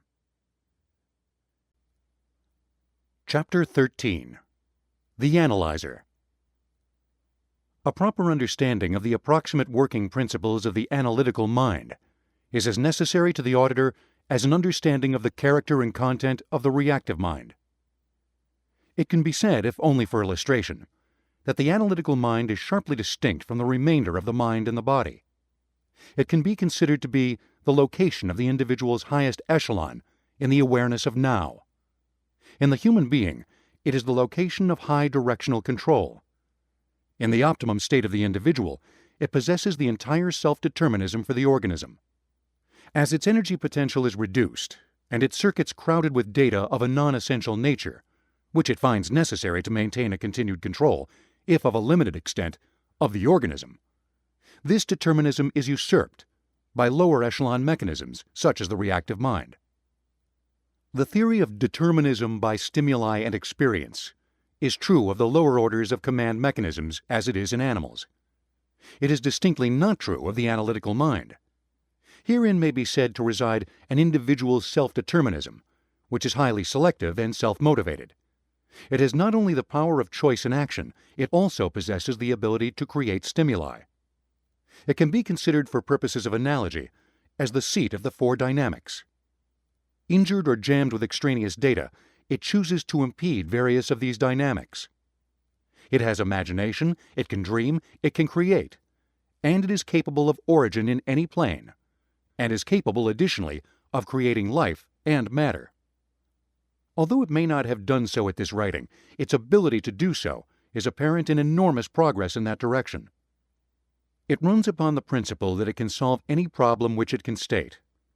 But appreciation of the analytical mind does not depend upon its observed abilities in the creations of a society. It is easily the greatest and most powerful calculator ever known. It can pose itself its own problems, and it can invent problems which are far removed from either necessity or observation. It is unlimited. It is a magnificent entity. Billions of words telegraphically composed could not begin to list its achievements and potentials. It is additionally conceived, for brevity in this parody, as being the primary and optimum residence of I. Its activity can be delineated by the heuristic axioms of the first chapter. The dynamic and the various dynamics are its only concern. The analytical mind does not contain engrams. It contains only locks. No pain is residual in the analytical mind beyond a restimulative somatic received in the same manner that it would be received and held by any other organ of the body. The engrams do not intrude into the analytical mind. An entirely different process is observably at work. By various conduits, the reactive mind is in full command of moments of pain. It is a lower echelon, immediacy-type mind, and can be considered to embrace all the cellular structure of the organism, including the reflexive subbrains. It runs on exterior determinism and reacts on the plan of A equals A equals A. It can come into being only when the analytical mind is disorganized or dispersed by exterior forceful means. The analytical mind may be considered to obtain no direct data from the reactive mind. The entire content of the reactive mind is completely unknown to the analytical mind in any direct fashion. As the analytical mind was not functioning during its receipt, the analytical mind, on regaining control of the organism, has no connection with the reactive mind. This single apparent weakness of the analytical mind, that it can be rendered unconscious or dispersed, is a survival mechanism obviously necessary to the organism. There are various reasons for this. It is charged with the command of the dynamics. It cannot consent to the error or injury of the mechanism, which inability is inherent in its primary purpose. It cannot permit the organism to err, and when error is introduced, it is the first organ of the body to succumb to extreme shocks. Among others, there is a purely structural reason. Shock waves carrying along the nerve channels will disconnect and disrupt the most sensitive nerve area of the body first. Drugs will also produce their maximum effect upon the most sensitive nerve area. The analytical mind is the first affected by shock and drugs. On examination, it will be found to contain fuse mechanisms, which preserve it from lasting damage.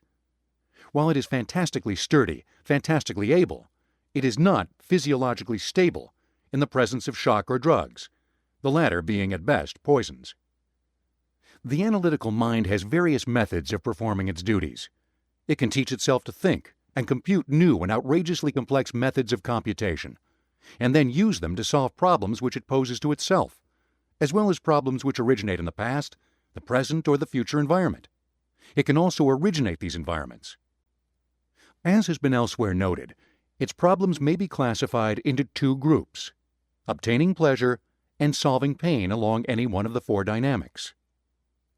It has nothing to do with the insanity of the organism. It is the first and most interesting case of the contagious character of aberrations. It can control at will any and all portions of the body, any fluid or excretion in the body, and along other dynamics, many other energy forms. To do this, it must solve their menaces and obtain pleasures. It works on observed or imagined data. The imagined or dream data is not aberrated within the analytical mind, but is aberrated data only on the basis of observed reactions. It observes that its charges are in pain. There are 5 ways in which it can work solutions about that pain. The pain is actual, according to the computations of the analytical mind, when the organism or charges along the other dynamics are observed to be reacting, as to a menace, and as in pain.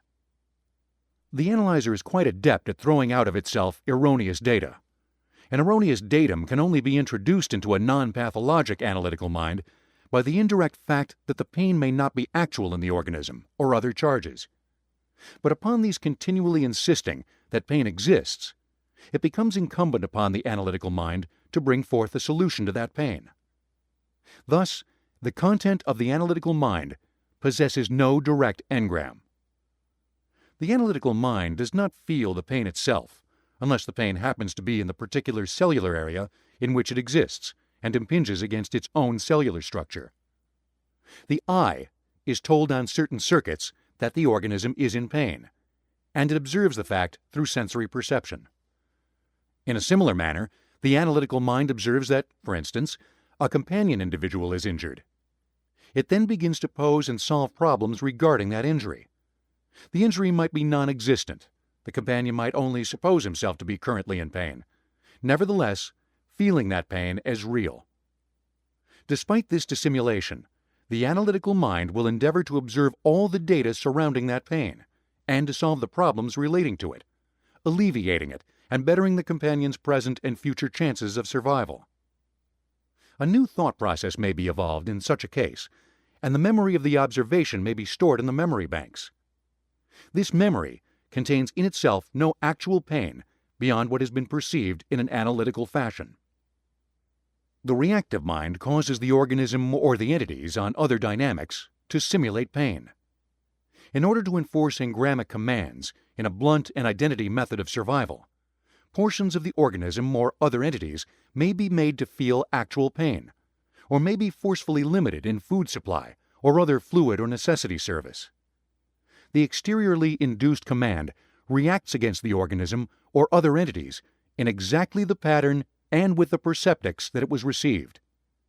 The analytical mind is informed on a separate circuit that the organism or other entities are in pain and that it must resolve the problem. It observes all the surrounding conditions of the incident or the misery and with this perfectly valid data evolves some solution. The less analytical mind present during such moments, the lower the solution is on its own echelon, and the less rational that solution will be, which is to say that less computive power has been exerted against the problem. But the entire analytical mind is rational. It is inherently rational. It does not use erroneous data in its computations whenever it is possible to avoid such use. And whenever a datum has been found to be erroneous, the analytical mind discharges the entire circuit of that solution. When engrams are present in the reactive mind, they come into activation during moments of low potentiality, weariness, drug or trance condition in the analytical mind, but are always to some degree observed by the analytical mind, save when that organ is completely unconscious. Even when only a small amount of the analytical mind's potential is present, and the reactive mind is throwing the organism or other entities into aberrated dramatizations, the analytical mind observes, often with incredulity, the action which is taking place. It sees in this action a problem. It attempts to find solutions, and because it is built to resolve solutions on observed as well as conceived data, it soon finds itself in an enormous maze of circuits and complexities which are laid and counterlaid to resolve the problems posed by the dramatization. This observed conduct may be so aberrated that the analytical mind at length finds it necessary to achieve often fantastic solutions. These can include any and all of the insanities. But the analytical mind is never insane, even though it may be nulled for years by the reactive mind and a perceptic which includes the unconsciousness of the analytical mind. The one common perceptic to all engrams is the dispersal or absence of the analytical mind. They were received at a moment when the analytical mind was unconscious. They therefore contain a datum which states that when restimulators such and so are present, the analytical mind is unconscious. When the analytical mind is low in potentiality, or the being low in general tone, it loses some of its control by the simple equation of the comparative energies. One or more perceptics in an engram being restimulated, a further organic perceptive of the absence of the analytical mind is reactivated, and circuits are thrown into activity, which include a further reduction of the analytical mind. In this way, the analytical mind loses power and command over the organism or the entities it has in its charge. In a dramatization which includes its suppression or absence, the analytical mind is still in existence, awake and alive in its fullest power, but with all its circuits disengaged as they connect to the body. Insanity is a simple or compound dramatization. Neuroses, compulsions, and repressions are the efforts of the analytical mind to reach solutions on observed data with the reactive mind in partial command of the organism. This is not, then, a condition of integration, and as many personalities may be posed as there are current dramatizations of engrams in the reactive mind. It is an almost fabulous fact that the analytical mind is constructively and uniformly good in its intent. To reach the reactive mind, it is necessary to assist the analytical mind so that the reactive personality may be reached. There is, of course, no more actuality in the reactive personality than there is actuality in engrams. These are shadow things, soldered to the body by some painful past experience. This experience includes the partial or complete dispersal of the potential of the analytical mind.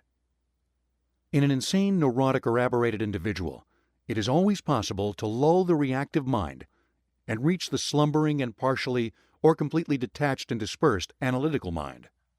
This presents the remarkable picture of finding within the most vicious, criminal, or insane organism a completely sane, concerned, and constructively good basic personality.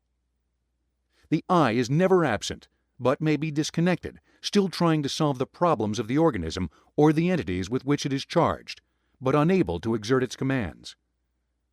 The entire intent and technique of Dianetics is to break the partial or complete suppression of the analytical mind by the exhaustion of the false data contained in the engrams, which compose the reactive mind. When this is done, the analytical mind begins to clear itself, somewhat on the order of an automatic computer, which makes way for new problems. Locks are uniformly contained in the analytical mind as observed data. They are therefore reachable in conscious moments in the not insane individual. Any therapy which addresses the clearing of these locks without consultation with the problem of vanishing the reactive mind is a therapy addressed to a computing mechanism and a powerful eye far more able to solve problems if entirely clear than any mechanical computer which will ever be built. Freudian psychology, for instance, was an effort to clear the circuits of the analytical mind. The locks are contained in the analytical mind as notations of confusions observed in the behavior of the organism, or the entities which that analytical mind has in its area of observation. These locks are mental anguish. Anything which addresses the adjustment of them may allay some of the fears of the analytical mind for the organism. But any such effort will be succeeded by new experiences, which become locks and must be cleared. That a therapy can be addressed to the analytical mind as a therapy of reason is entirely feasible and possible, for the analytical mind will always receive new data and is quite willing to recompute its old. But its old solutions have become memory of action undertaken and are stored additionally in the memory bank, so that there are two files. Any therapy addressing the analytical mind does not disturb the memory bank file of locks, and these are attached to and will lead to the engram file. But this is an extraordinarily difficult and unnecessary proceeding, to clear the analytical mind of data accumulated by observation. It will produce some alleviation of the analytical mind, and even some alleviation of the locks in the memory bank. But it will not and cannot remove the reactive mind, unless the engrams themselves are addressed in an orderly and efficient manner. When the engrams have been exhausted from the reactive mind, all the locks, and even some engram locks in the memory banks, and of course the analytical mind, vanish, since these depended for their existence upon the charge furnished by the engram, whether bypassed into the memory bank or existing as observation. The analytical mind is very well aware of how the mind works, since it must work not only a mind, but the entire organism and the entities and energy forms included in its dynamics. The moment it observes that the reactive mind has been exhausted, and that it is receiving no further pain messages from a certain section, which when restimulated in auditing were anxiously telegraphing for a solution, it automatically rids itself of all extraneous data and circuits, and leaves itself clear for new and rational thought.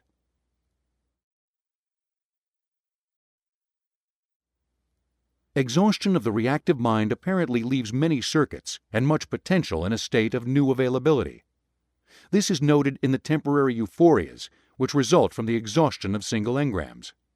This temporary euphoria generally collapses as new engrams are approached in the reactive mind, since the general body tone is reduced and the analytical mind is being confronted with new emergency appeals from various portions of the body.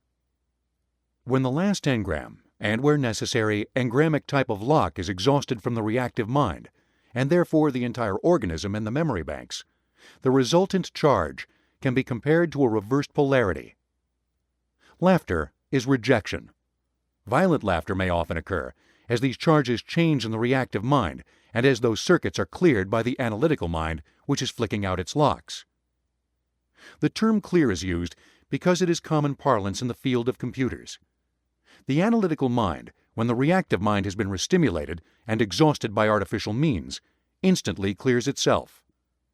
This can be considered to make new circuits and computations available. The action does not change in any slightest degree the basic personality of the individual, but delivers to that personality a clear mind, relieved of harmful emotional content, and an organism which is no longer anxiously telegraphing information about false but nevertheless real pain. It is literally true the analytical mind itself is incapable of error. Its only error is introduced by erroneous data received from its observation of engrams at work. In a clear, complete accuracy, enormous imagination, renewed dreaming power, since an aberrated individual apparently loses his ability to dream in inverse ratio to the number of engrams he collects, and above all, the basic dynamic, the four dynamics, and purposes are entirely rehabilitated in full force. The basic purpose of an individual is established at a very early age, and is apparently residual in the analytical mind. In a clear, this purpose comes into full and complete being. His problems no longer have the added complexity of false data, false only in that it was observed as correct, whereas it was false in the reactive mind, and the analytical mind increases markedly in intelligence. It returns to its ability to command the entire organism and the entities which it has in charge, and can resolve with fantastic accuracy and speed, modified only by its educational data recallable from the memory files. Discovering the health of the organism to be immeasurably increased, the glandular activity to be normal or returning to normal, and the capabilities of the organism to be far in excess of what the organism once supposed they were, the analytical mind can begin with great efficiency to perform its proper function. The happiness and pleasurable observation of life, incident in childhood, comes to the adult with the added enhancement of the ability to concentrate, and with the data of long experience.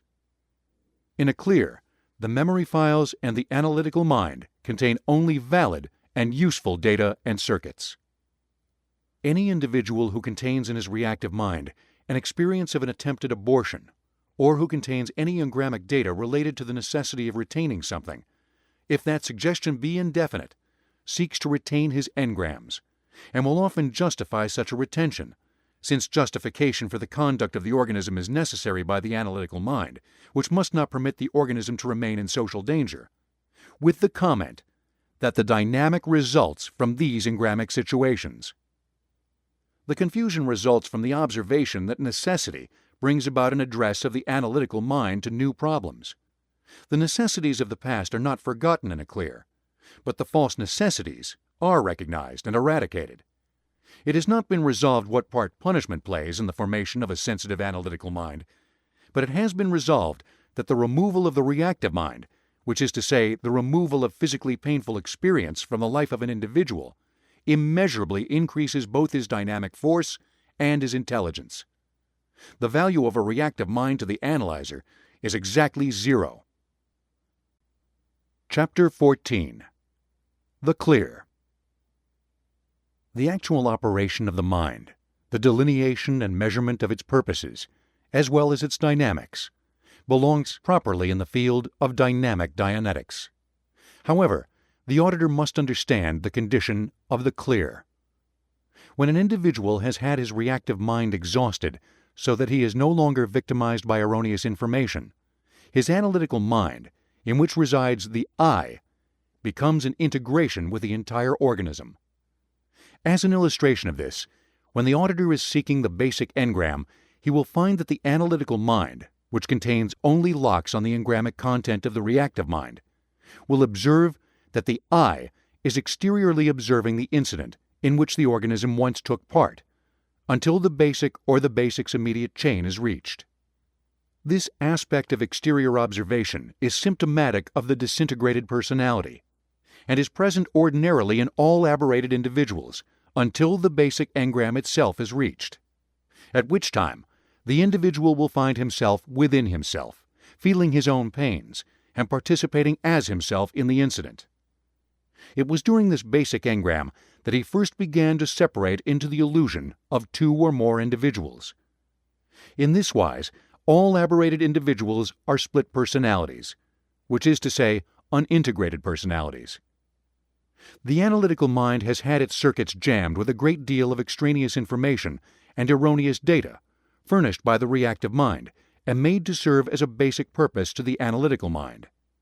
These purposes, as furnished by the reactive mind, are of the character of positive suggestions of timeless duration, which, when restimulated by perceptions in the environment of the individual, become as new personalities. Actually, it is not even of interest to the auditor how many personalities the awake, aberrated individual has assumed or can manifest.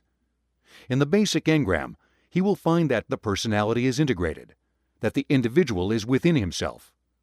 And by following up by careful steps the engram chain, along any and all dynamics, the auditor will continually reintegrate the individual until he is at last in present time as an integrated being, the analytical mind, the I, being in entire command and possession of the individual.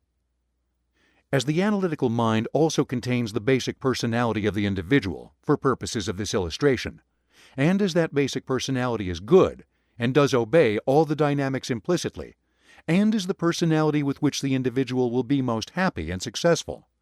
The auditor need pay no attention to the number of times that personality has been split or depressed, beyond his initial diagnosis, which will permit him to reach the basic engram. The basic engram is quite locatable, actually, since it will respond very easily to this therapy, in addition to containing the individual as himself, feeling his own pains and consistently within himself throughout the recountings. In an aberrated personality, the basic engram is most usually prenatal and requires considerable patience and development in order to again approach the time track and become available to the analytical mind and so become exhausted. When he has approached the tone 4 of the basic personality, or even before he has approached it, the auditor will ordinarily discover that his preclear is beginning to laugh. The laughter will often appear very hysterical, since it is the laughter of relief. Laughter is apparently rejection, and this laughter is the analytical mind finding at length the falsity of the information which it was forced to use in its computations. Not only will the analytical mind force out of its circuits with such laughter all the erroneous information, it will also break automatically all the entirely mentally painful incidents related to that engram or to that engram chain. Even during the breaking of the basic engram, this laughter may often be found to approach the hysterical. This can be explained as a reversal of charge, as the analytical mind discovers the unworthiness of the engrammic content. After the first engram chain was broken, preclears have been found to laugh for several hours as they were paced up and down their time track looking for locks. These locks often vanish so swiftly they cannot be recounted. Such is the power of the analytical mind. The laughter is not necessarily part of the clearing process, but unless laughter is present, the basic engram most certainly has not been reached. If the engram which the auditor considers the basic has been lifted to a certain degree, and laughter has not resulted, it is not the basic engram, and an earlier incident removed from the time track must be located. So great is the power and fantastic ability of the analyzer, that part of the I which can pose to itself its own problems on imaginary environments and evolve entirely original and heretofore unimagined problems and solutions, that it can clear automatically all the future locks from the moment of the engram's receipt without further address by the auditor, beyond some prompting with the engrammic words. The clear is no longer being multi-commanded, but is integrated under the competent command of the basic personality. His analytical mind has had to form various complex, intricate, and strange circuits in order to cope with the organism's aberrated belief in the dangers inherent in certain restimulators. As soon as the basic engram has been reached, and its immediate chain exhausted, the analytical mind will begin to exhaust itself of all pertinent information and data. Accompanying engrams will achieve a similar result. The definition of a clear is that he is no longer interested in his own mind. He extroverts rather than introverts. His analytical mind no longer makes errors in simple computations, but can, with its new area which has been released by the locks, thus increasing the intelligence of the individual immeasurably, resolve problems it could not heretofore approach. The clear is not the product of destroyed personalities, but is the integration of the very best and the happiest portion of the individual. It is an error to suppose that any personality has been killed. Painful moments in the preclear's life have been exhausted, and certain individuals whom the preclear has dramatized, if they were painful to or antagonistic to the individual, are no longer present. But the basic personality is rehabilitated in its fullest and most intelligent and purposeful extent. The creation of a clear depends on restoring to the individual his self-determinism. The analytical mind and the I are fully capable of self-determinism. The doctrine of automatic determinism is false, erroneous, and degrading. The clear may be interested in clearing other individuals, since that is a portion of his four dynamics, but he will cease to be interested in the condition of his own mind the moment it is smoothly workable and in command of the organism. That mind can then solve the organism's problems in the environment, can solve the environment, can solve the problems of the entities which the organism has in its charge, and can, in short, command and create at will. When an engram has vanished, it can no longer be recalled along the engrammic track of the individual, and the incident is stored in the memory banks, as having been recounted to the auditor. The character of the clear is best delineated in the auditor's code. Every individual has his own basic personality, and at the age of 2 has formed his entire purpose for life. The reactive mind has only succeeded in substituting false and detrimental personalities and in warping the purpose of the individual. It has not in any degree injured the analytical mind. Whenever an individual possesses an engram chain which makes the suggestion that he must not get rid of something, he will attempt to hold on to his aberrations. He is reacting solely to an engramic command and is thinking in identities. A clear is not confused with such matters, for he well recognizes with the fabulous power of his analyzer that painfully inflicted exterior determinisms were of no aid to the organism. Every engram contains the perceptic that the analytical mind must be cut out of the circuit and nullified. This comes about because the engram was received into the reactive mind in moments when great shock or poisons, even when in the form of drugs, deadened or momentarily cut out of the circuit the analytical mind. That the analytical mind can be cut out of the circuit is in itself a survival mechanism, since any organism as sensitive and as complex as the analytical mind must, perforce, be equipped with some fuse mechanism. This then becomes one of the perceptics of organic sensation in any engram. Therefore, when engrams are being dramatized, the analytical mind is instantly lowered in potential even beyond the lowered potential which permitted the engram to become reactive. This is the character of convulsions and so forth. It is therefore possible for some chronically restimulated engram to hold the analytical mind in a suppressed state, such as chronic shock, chronic poisoning, or chronic sleep.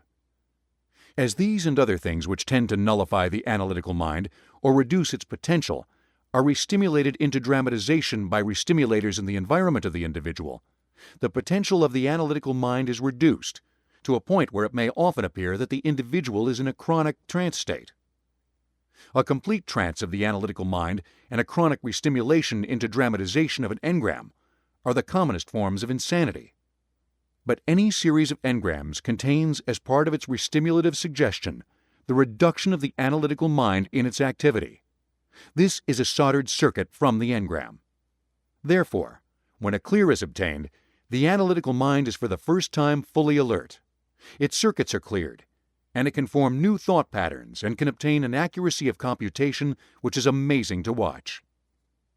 The clear is the entire being in rationality. He will not harm anything unless rational observation of a situation and the requirements of a society demand that such a thing be harmed. A clear is relaxed in a fully conscious state, untroubled by aberrated fears. He is as fully aware of the world around him as an ecstatic child would be, and is possessed of a rationality based upon his experience. Painful experience is stored reliably and accurately in his banks as reliable data, but engramic and unconscious experience is eradicated as unreliable and erroneous data. Freudian psychology addressed the problem of attempting to clear an individual through examining and rationalizing the lock content of the analytical mind. Considerable alleviation may be attempted after a considerable labor by any such method, but the engrams still remain, and the engrams can still be restimulated, thus forming a new problem for such a therapy. Treatments which tend to blast locks out of the analytical mind tend to further reduce the dynamics of the individual and destroy the basic personality. For dynamic alone may hold an individual in balance, and dynamic alone makes him valuable to himself and his community. A clear is rehabilitated in his dynamics, and these will be found to be strengthened immeasurably. He is better able to solve the problems of his environment, and has available to him more circuits for such computation. He is able to control the organism and its various functions, and is an integrated unit. He is rational and constructive. His self-determinism has been rehabilitated to the final degree, and he is no longer subjected to reaction from environmental stimuli, which is characteristic of the base and fumbly animal over which man has triumphed after fully 1,000,000 years of evolution. Part 3. Clearing. Chapter 15. Engram Chains. More than one engram chain will be found in every aberree. When he becomes a preclear, the auditor does well to discover the earliest engram chain. It is not always possible to do this with accuracy, since a preclear is sometimes in such a nervous condition that he cannot be worked on his basic chain, but must be alleviated in a greater or lesser degree by the exhaustion of a later and more available chain. This last, however, is not the usual case. The auditor should clearly understand certain working principles and definitions. By an engram is meant a moment of unconsciousness accompanied by physical pain and conceived antagonism. There are two classes of engrams. One is the basic engram, which is the earliest engram on an engram chain. The other is the engram lock, which is an engram of the same character and kind, on the same dynamic as the basic engram of the chain. An engram chain is then composed of a basic engram and a series of engram locks. Engram chains also contain ordinary locks, which are instances of mental anguish more or less known to the analytical mind. These are often mistaken by the preclear for the cause of his conduct. A true engram is unknown to the conscious computer of the preclear, but underlies it as a false datum on which is erected almost equally unknown engram locks and an enormous number of locks. In order to release an engram chain, it is vital and absolutely necessary to discover the engrams of that chain. An individual may have more than one engram chain, but he has a basic engram chain. This must be cleared as soon as possible after auditing is engaged on the preclear. When an engram is discovered by the auditor, he must examine the aspect of it to determine whether or not it is the basic. Discovering it is not, he must immediately determine an earlier basic, and so forth, until he is obviously on the scene of the basic engram. There are certain tests which he can apply. A basic engram will rise to laughter, sag slightly, and then rise to tone 4 and vanish. Successive engrams will then erase from that chain with very little work. Almost any engram on an engram chain can be exhausted. But if it is an engram lock and not a basic engram, it will recede and vanish at times, but will rise in part again when the basic engram has been reached and the preclear is brought forward into its area. An engram lock is subject to sag, which is to say that it may be brought to the 2.0 tone. But after a certain length of time has elapsed, from 1 to 2 days, it will be found to have sagged and to be, for instance, in a 1.1 tone. It can be successively lifted until it is apparently in a 3.0 tone, at which point much of its content will disappear. This is an alleviation. Any engram chain can be alleviated to some degree without reaching the basic. But when the basic has been reached, the basic itself and subsequent engram locks can be brought rapidly to tone 4, providing no engram locks are skipped on the return up the time track. When an engram chain has been brought to tone 4, it can be considered to have vanished, although while the preclear can no longer find it on the time track, he may even be unable to recall some of its most painful and disheartening aspects. The mind apparently has been proofed against the data it has contained. A search for an engram chain after it has been exhausted and a tone 4 has been achieved should, for purposes of auditing, be entirely fruitless. Once the basic has been discovered and the engram chain has been brought to tone 4, the locks will vanish of their own accord. If this does not occur, then there is something remaining, or the auditor has been too optimistic about the selection of his basic engram for the chain, and has not in reality discovered it. All engram chains should be exhausted from a preclear. These may be discovered to lie along the various dynamics, but any chain may influence more than one dynamic. Another type of engram is the cross engram. This is usually a childhood or adult engram which embraces more than one engram chain. The receipt of the cross engram, containing as it does the convergence of 2 or more engram chains, is often accompanied by a nervous breakdown or the sudden insanity of an individual. A cross engram may occur in a severe accident, in prolonged or severe illness under antagonistic circumstances, or, for instance, in a nitrous oxide operation. Cross engrams are very easy to locate, but should not be addressed by the auditor as such, since an enormous amount of work upon them will not exhaust them until the basics and the engram chains on which the cross engram depends have been brought to tone 4. Post-battle neurasthenia is almost always traceable to the receipt of a cross engram. This must, of course, be an engram in its own right, as well as an engram lock on more than one chain. It is conceivable that an engram lock may be so severe that it breaks the individual, even if it lies on only one engram chain. There are certain rules the auditor may employ to establish the basic engram of an engram chain. In first entering a case, these rules apply as well to the first goal of the auditor, which is the location of the basic engram of the basic engram chain. 1. No engram will lift if the basic of that chain has not been lifted. 2. The basic engram will not lift until the basic instant of the basic engram has been reached, which is to say, the first moment of the engram. Ordinarily, this is the most obscure. 3. If after 2 or 3 test recountings of an engram it does not seem to be improving, the auditor should attempt to discover an earlier engram. 4. No engram is valid unless accompanied by somatic pain. This may be mild. Incidents which do not contain somatics are either not basics, the pain having been suspended by some such command as "can't feel" in the basic, or else it may not even be an engram. Cases should be entered as near as possible to the basic engram. Then, they should be returned to earlier incidents until the basic is discovered. The treatment of locks themselves may accomplish some alleviation of a case. In view of what can be accomplished by the treatment of engrams, such a gain is not worth consideration by an auditor.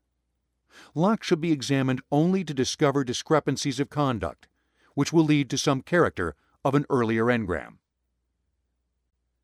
Chapter 16. Dramatization.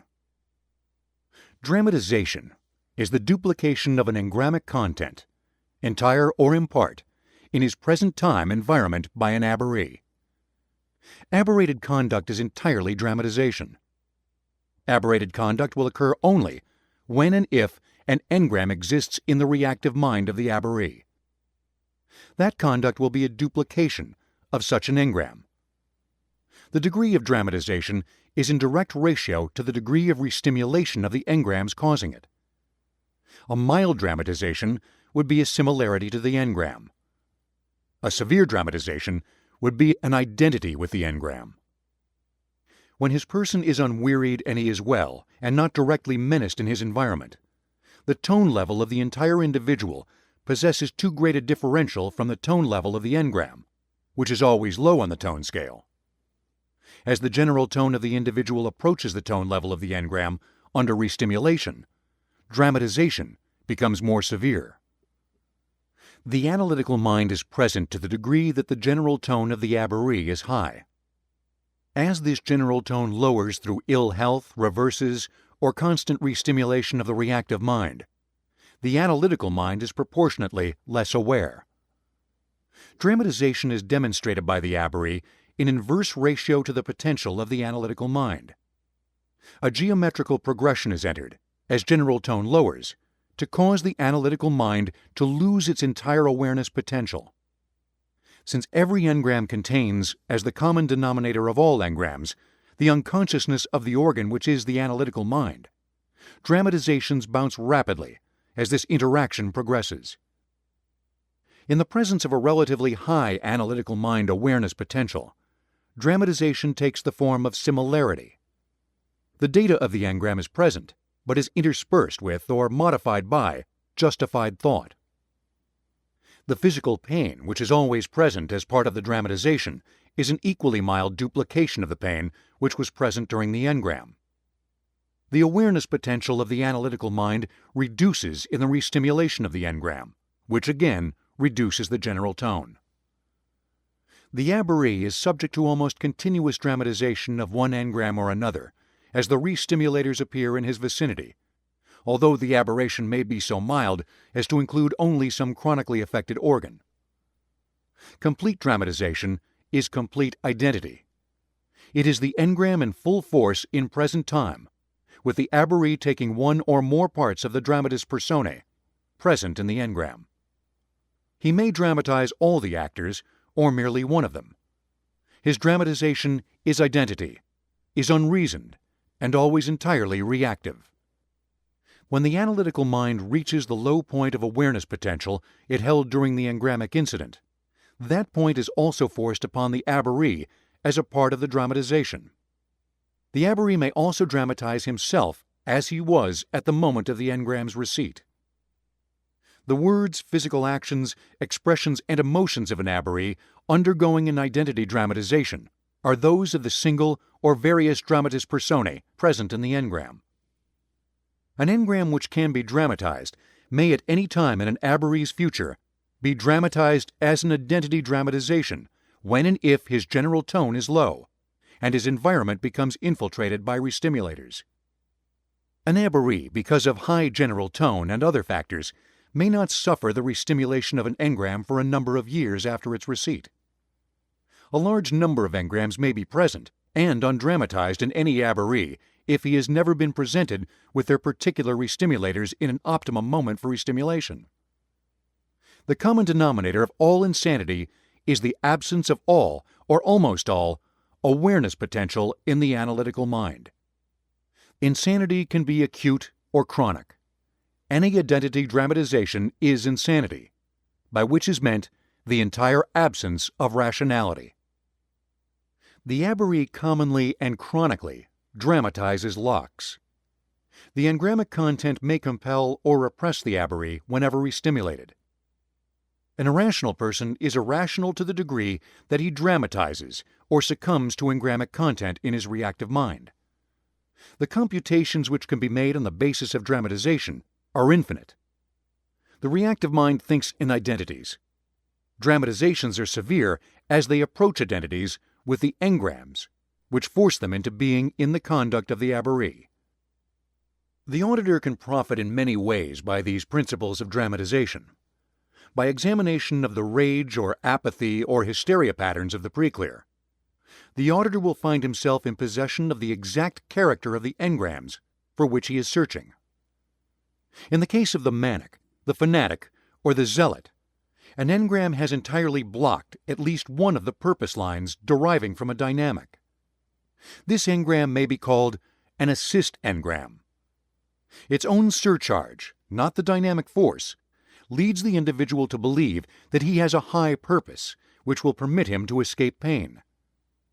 This purpose is a false purpose, not ordinarily sympathetic with the organism, having a hectic quality derived from the pain which is part of it, even though that pain is not wittingly experienced.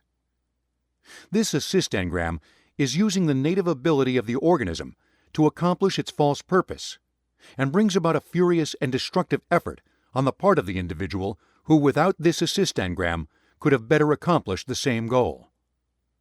The worst feature of the assist engram is that the effort it commands is engrammic dramatization of a particular sort.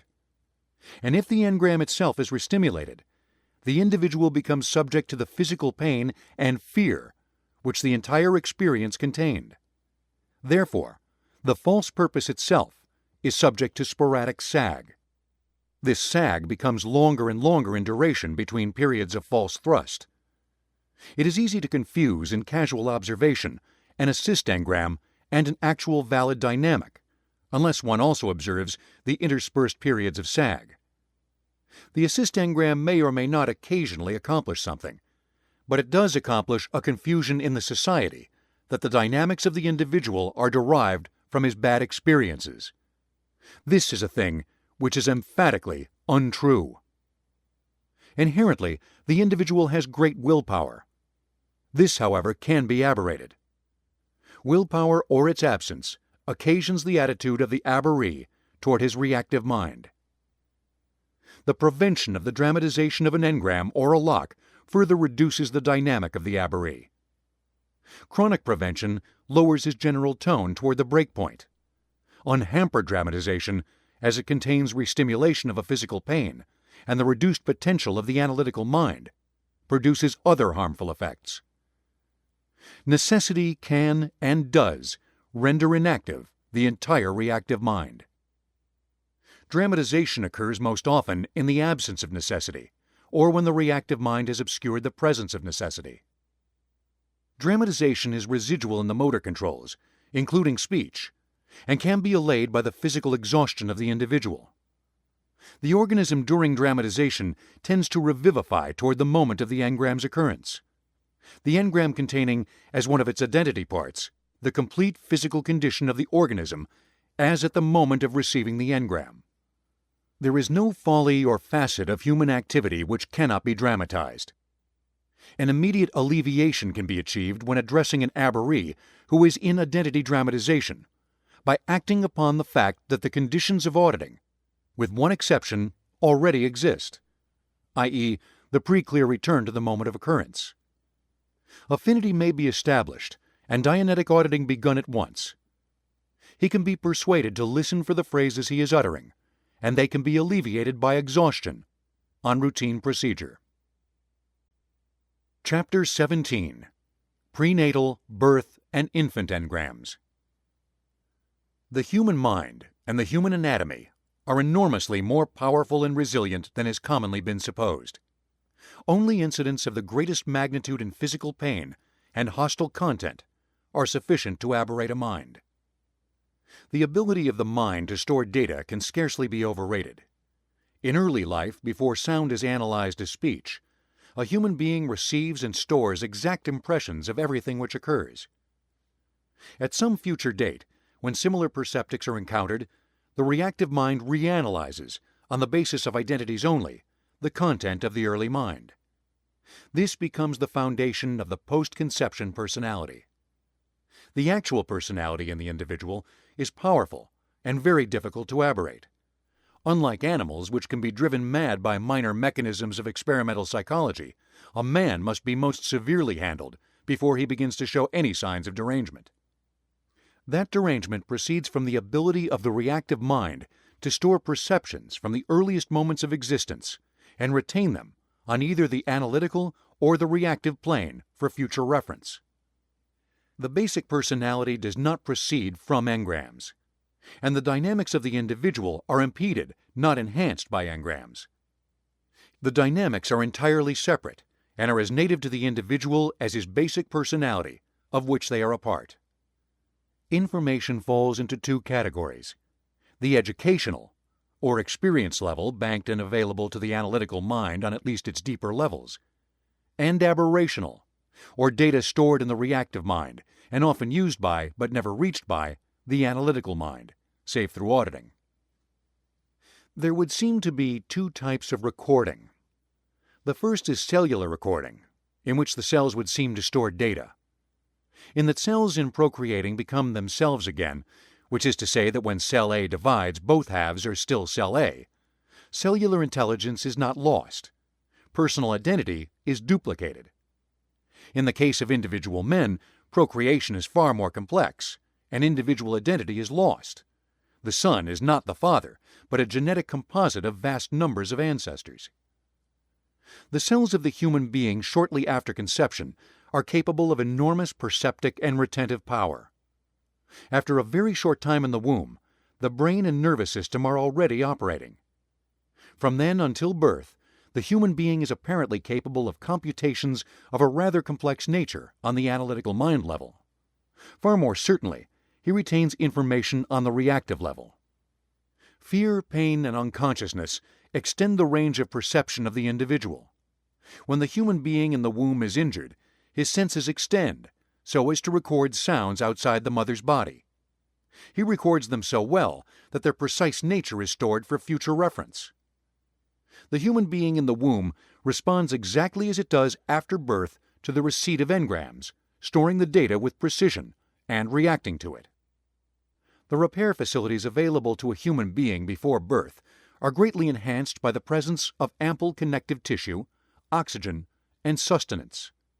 These repair facilities are unimaginably great, so that a prenatal human being can be severely torn and ripped without becoming structurally deficient. It does, however, receive engrams, and these engrams are subject to restimulation. In many cases of attempted abortions, it was found that large sections of the prenatal human being's brain could apparently be injured without the brain being deficient or even scarred after birth. These repair facilities do not, however, lessen the extreme severity of the engrams which can be received by the prenatal human being. The word fetus is dropped at this point, and it is advised that it should be dropped from the language as a description of a pre-birth human being. Insufficient evidence is at hand to make an outright declaration that attempted abortions are responsible for the bulk of our criminal and insane aborrees. But according to the cases at hand, the attempted abortion must be accounted responsible for the majority. The attempted abortion is the most serious aberration producer. So exact is the recording of the pre-birth human being, or prenatal, that the reactive mind makes no errors in recognizing its enemies after birth. The mind becomes aberrated in having to depend upon these same enemies for the ordinary sustenance of life while the child is a helpless infant. The diagnosis of a prenatal case is relatively simple. Nearly all preclears will be found to have at least one prenatal engram, and the case will not solve unless that prenatal is reached and exhausted. The auditor can usually establish the attempted abortion preclear by an investigation of the conduct of the infant and child. Uneasiness or unhappiness in the home, a feeling of not being wanted, unreasonable fear and a strong attachment to grandparents or another non-parental member of the household are often signs of an attempted abortion. Fear of the dark is usually, but not always, a part of the attempted abortion case. The auditor should suspect an abortion attempt in every preclear he audits, at least for this next generation. Whether or not the preclear disbelieves the diagnosis is of no importance to the auditor, as the prenatal engrams may very well contain the words, "can't believe it." The parents themselves, as well as society, mislead the individual as to the enormous prevalence at this time of this practice. The attempted abortion preclear may not be discovered to be such until considerable auditing has already been done. Any auditing done on an attempted abortion preclear, unless it is solely addressed to making the case workable, is wasted until the attempted abortions are reached. The post-birth aborree presents a somewhat different case than the prenatal, since his case can be entered at any point, and the earliest moments of it can be attained easily. This is not true of the attempted abortion preclear. Attempted abortions may run to any number, since they are easily the most prevalent dramatization of engram in the society. They are repeated time and again. The auditor will find it necessary to unstack the prenatal period. He will ordinarily reach the latest prenatal injury first. As he finds and examines it, it places itself on the time track. By continuous returning to earlier and earlier attempts, more and more of these engrams are revealed, until at last the earliest is discovered. The auditor must be prepared to spend many hours of hard work in unstacking injuries. He will many times believe that he has reached the basic of that engram chain, only to discover that another type of abortion was attempted prior to that moment. He need not address these engrams for any length of time before he goes on to the earlier one. He should only get some idea of them, so that they will be easily locatable on the return. The basic engram on the attempted abortion case may be found shortly after the first missed period of the mother. Its emotion will be exactly that of the person or persons attempting to perform the abortion. The prenatal human being identifies himself with himself, but an adult, returned to the prenatal period, is reinterpreting the data and will find that he has and is confusing himself with other people associated in the attempts. This engramic data may have slumbered for years before it became violently restimulated, and may indeed never have been awakened. It must be removed, however, before a clear can be obtained. The auditor should be prepared to unstack 50 or more incidents before birth, if necessary. When he is at last in the vicinity of the basic, even the most skeptical preclear, one who has skepticism as part of the prenatal engram chains, will have no further question as to what is happening to him. The auditor should be prepared to encounter difficulty in the ability of the preclear to hear voices or feel pain, as it is quite common for the engramic content to contain such phrases as unconscious and can't see, can't feel, can't hear. This having been the misconception of the society regarding prenatal life. The auditor should never be appalled at the damage the prenatal human being has received, and so question the validity of his preclear's data. Unless the umbilical cord is severed or the heart is stopped, it is apparently the case that no damage, particularly in the earlier months, is too great for the organism to reconstruct. In that parents performing abortions are usually dramatizing attempted abortions which have been performed on them, Rationality of content in the engrams should not be expected. Even the data given for it by the abortionists, father, mother, or professional, is often entirely inaccurate. The test of an engram is whether or not it will lift, and whether or not the somatics which accompanied it disappear and a tone 4 is obtained. Rearranging data into other sequences will not obtain this. The exact content must be brought out.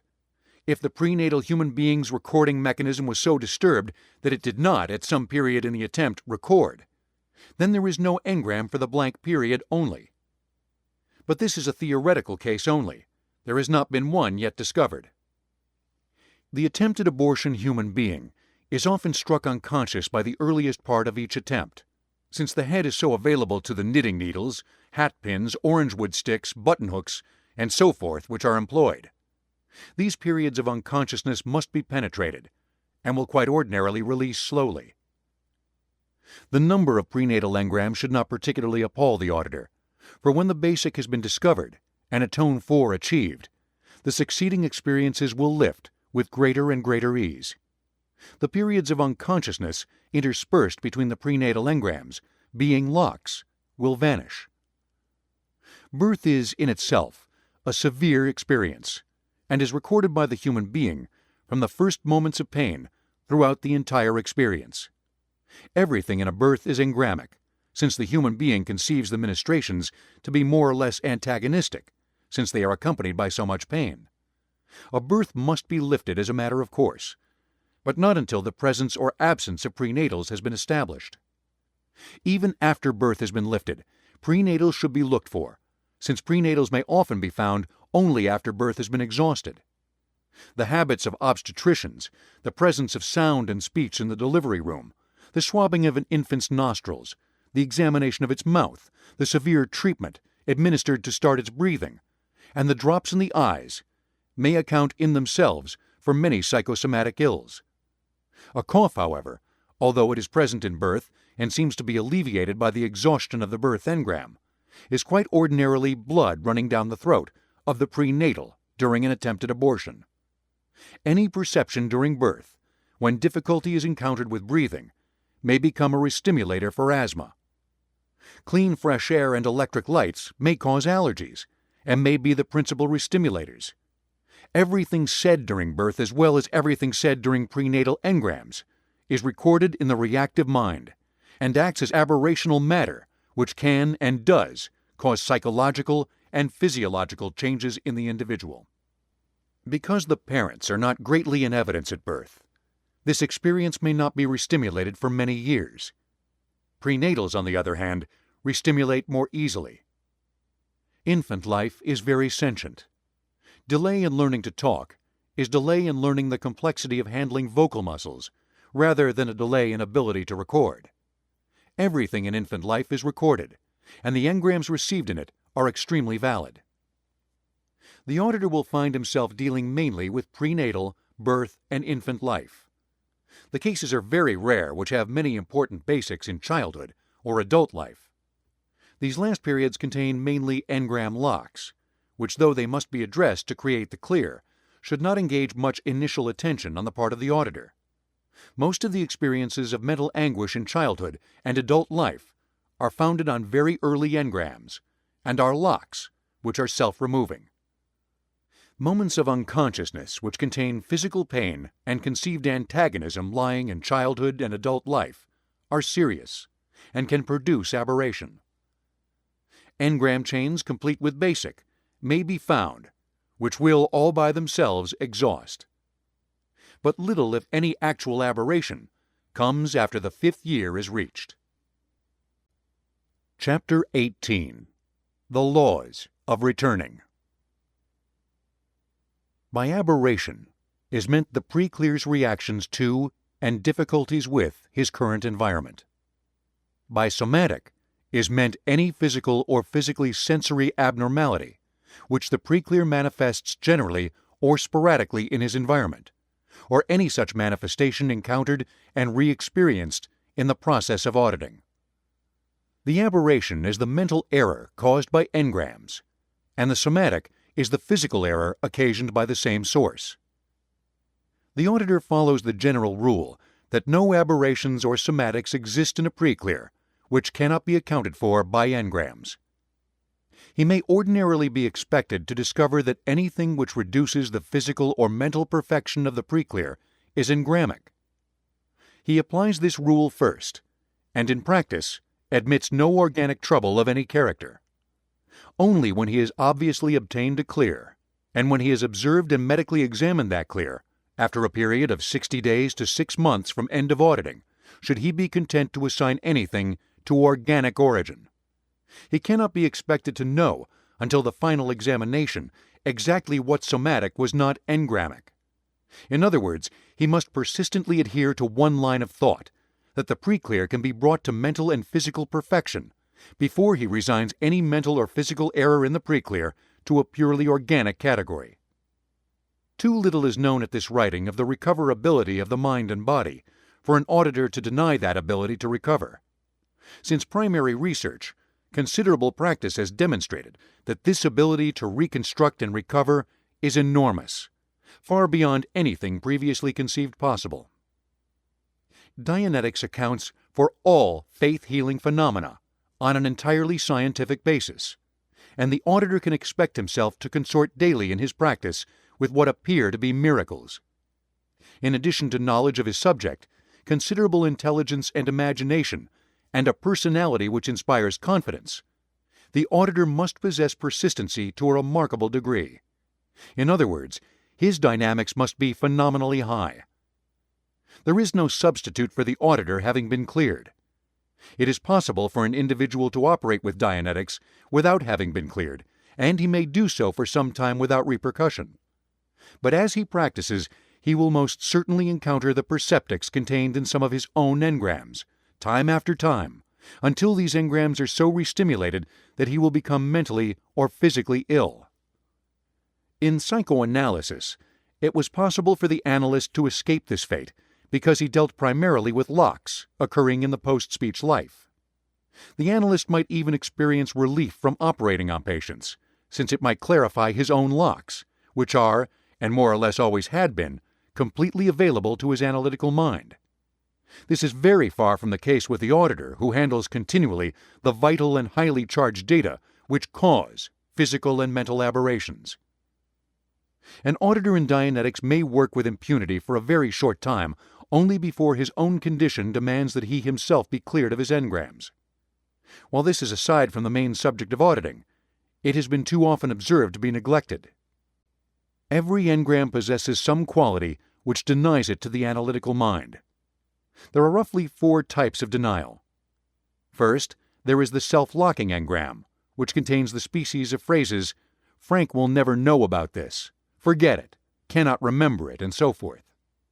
Second is the self-invalidating engram, which contains the species of the phrases, "never happened," "can't believe it," "wouldn't possibly imagine it," and so on. Third is the preclear ejection engram, which contains the species of phrases, "can't stay here," "get out," and other phrases which will not permit the preclear to remain in its vicinity, but return him to present time. The fourth is the preclear seizing engram, which contains the species of phrases, "stay here," "hold still," "can't get out," and so on. These 4 are the general types which the auditor will find to occasion him the greatest difficulty. The type of phrase being encountered, however, is easily diagnosed from preclear reaction. There are many other types of engrams and species of phrases which will be encountered. There is the self-perpetuating engram, which implies that "it will always be this way," and "it happens all the time." The auditor will soon learn to recognize them, forming lists of his own. An engram would not be an engram unless it had strong compulsive or repressive data contained in it. All engrams are self-locking to some degree, being well off the time track and touching it slightly, if at all, with some minor and apparently innocuous bit of information which the analytical mind disregards as unimportant. Classed with the self-locking specific variety are those phrases which deny perception of any kind. The auditor will continually encounter perception denial, and will find it one of the primary reasons the preclear cannot recall and articulate the engram. Can't see, can't hear, can't feel, and isn't alive tend to self-lock the whole engram containing any such phrases. As the engram is a powerful surcharge of physical pain, it will, without any phrases whatsoever, deny itself to the analytical mind, which, in seeking to scan it, is repelled by its operating principle that it must avoid pain for the organism. As has already been covered, there are 5 ways the organism can handle a source of pain. It can neglect it, attack it, succumb to it, flee from it, or avoid it. As the entire organism handles exterior pain sources, so does the analytical mind tend to react to engrams. There is an exterior world reaction of the organism to pain sources then. This is approximated when the analytical mind is addressed in regard to engrams. There is an excellent reason for this. Everything contained in the reactive mind is exterior source material. The analytical mind was out of circuit and was recording imperfectly, if at all, in the time period when the exterior source was entered into the reactive mind. An analytical mind, when asked to approach an engram, reacts as it would have had it been present, which is to say, out of circuit at the moment when the engram was being received. Therefore, an approach to the engram must be made which will permit the auditor to direct the preclear's analytical mind into but one source of action: attack. The actual incident must be located and re-experienced. In that the analytical mind has 5 possible ways of reacting to the engram, and in that the auditor desires that only one of these, attack, be used, the preclear must be persuaded from using the remaining 4. On this general principle can be created many types of approach to the problem of obtaining a clear. The one which is offered in this manual is that one which is met with quicker and more predictable results than others researched. It has given, in use, 100% results in obtaining clears. In the beginning, at this time, an auditor should not attempt to stray far from this offered technique. He should attempt to vary it only when he himself has had extensive and sufficient practice, which will enable him to be very conversant with the nature of engrams. Better techniques will undoubtedly be established, which will provide swifter exhaustion of the reactive mind. See Dianetics, the Modern Science of Mental Health, the complete handbook of Dianetic procedure. The offered technique has produced results in all types of cases so far encountered. There are 3 equations which demonstrate how and why the auditor in preclear can reach engrams and exhaust them. 1. The auditor's dynamics are equal to or less than the engramic surcharge in the preclear. 2. The preclear's dynamics are less than the engramic surcharge. 3. The auditor's dynamics plus preclear's dynamics are greater than the engramic surcharge. When the preclear's dynamics are entirely or almost entirely reduced, the auditor's dynamics are not always sufficient to force the preclear's analytical mind into an attack upon the engram. The auditor's dynamics directed against an engram in a preclear who has not been subjected to a process which will inhibit the free play of his reactive mind and concentrate it, ordinarily provokes the preclear into one of the 4 unusable methods of succumbing, fleeing, avoiding, or neglecting the engram. Demanding that the preclear face reality, or see reason, or that he stop his foolish actions, fall precisely into this category. The auditor's dynamics operating against a preclear can produce a break, temporary or of considerable duration, in the preclear. When the preclear is in reverie, some of his own dynamics are present, and the auditor's dynamics added to these make a combination sufficient to overcome the engramic surcharge. If the auditor releases his dynamics against the analytical mind of the preclear, which is to say the person of the preclear, while an attempt is being made to reach an engram, in violation of the auditor's code or with some erroneous idea that the whole person of the preclear is confronting him, the auditor will receive in return all the fury of the engramic surcharge. An engram can be dramatized innumerable times, for such is the character of the reactive mind that the surcharge of the engram cannot exhaust itself, and will not exhaust itself, regardless of its age or the number of times dramatized, until it has been approached by the analytical mind of the preclear. The additive dynamic law must be made to apply before engrams are reached. It is very occasionally necessary to change Dianetic auditors, for some preclears will work well only with either a male or a female auditor, or with one or another individual auditor. This will not be found necessary in many cases. 3 cases are on record where the pre-clear was definitely antipathetic toward the auditor throughout the entire course of auditing. The auditor was found to be a restimulator for one or more of the persons contained in the engrams. Even so, these people were cleared. Greater patience was required on the part of the auditor. Closer observance of the auditor's code was necessary, and a longer time was required for auditing. It will be discovered that once the pre-clear understands what is desired of him and why, his basic personality is aroused to the extent that it will cooperate with any auditor in order to be free. It will suffer through many violations of the auditor's code. Once a pre-clear has been entered upon auditing, he will ordinarily continue to cooperate in the major requirements to the fullest extent, no matter what apparent antagonisms he may display in minor matters.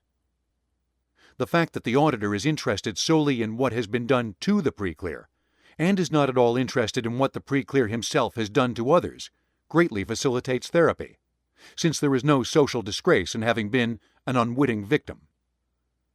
The pre-clear is placed in a light state of concentration, which is not to be confused with hypnosis. In the state of alliance, therefore, the mind of the pre-clear will be found to be, to some degree, detachable from his surroundings and directed interiorly. The first thing that the auditor will discover in most pre-clears is aberration of the sense of time.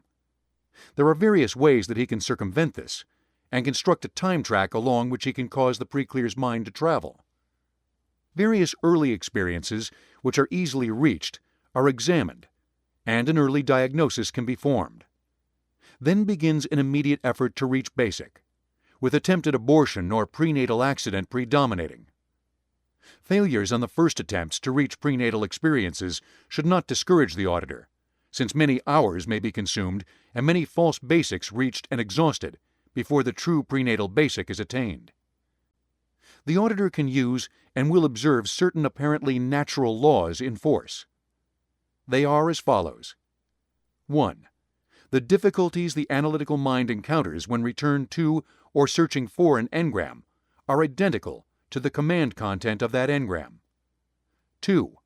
A pre-clear in adult life is more or less obeying, as restimulated, the composite experiences contained in his engrams. 3.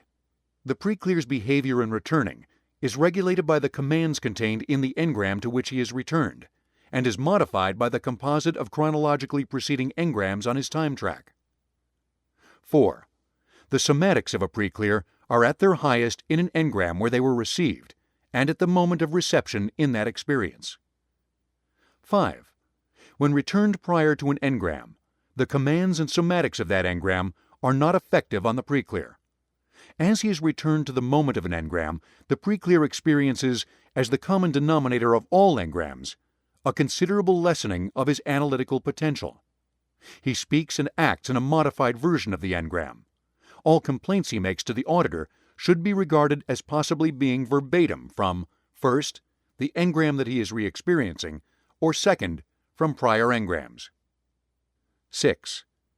At the precise moment of an engrammic command, the pre-clear experiences obedience to that command. The emotion a pre-clear experiences when returned to an engram is identical to the emotional tone of that engram. Excesses of emotion will be found to be contained in the word content of the engram as commands. 7. When a pre-clear is returned before the moment of reception of an engram, he is not subject to any part of that engram emotionally, aberrationally, or somatically. 8. When the time track is found to contain loops, or is blurred in any of its portion, its crossings or confusions are directly attributable to engrammic commands which precisely state the confusion. 9. Any difficulty a pre-clear may experience with returning, reaching engrams, perceiving, or recounting are directly and precisely commanded by engrams. 10. An engram would not be an engram were it easy to reach, gave the pre-clear no difficulty, and contained no physical pain. 11. The characteristic of engrams is confusion. First, the confusion of the time track. Second, the confusion of an engram chain, wherein similar words or somatics mix incidents. Third, confusion of incidents with engrams. This confusion is occasioned by the disconnected state of the analytical mind during the receipt of the engram. 12. Auditing by location and identification of hidden incidents. First, rebuilds at least the early part of the time track, locates and fixes engrams in relation to one another in time, and then locates the basic of the basic chain and exhausts it. The remainder of the chain must also be exhausted. The engram locks exhaust with ease after the erasure of the basic engram or the basic of any chain within that chain. Locks vanish without being located. A tone 4 gained on basic permits the subsequent erasure on the time track to go forward with ease. A whole chain may rise to 4 without the basic chain having been located. 13. Any perception of pre-speech life during returning connotates the existence of engramic experience as far back as the time track is open. 14. If the individual's general tone is not clearly tone 4, if he is still interested in his engrams, another more basic chain than the one found still exists. 15. Engram patterns tend to form an avoidance pattern for the preclear.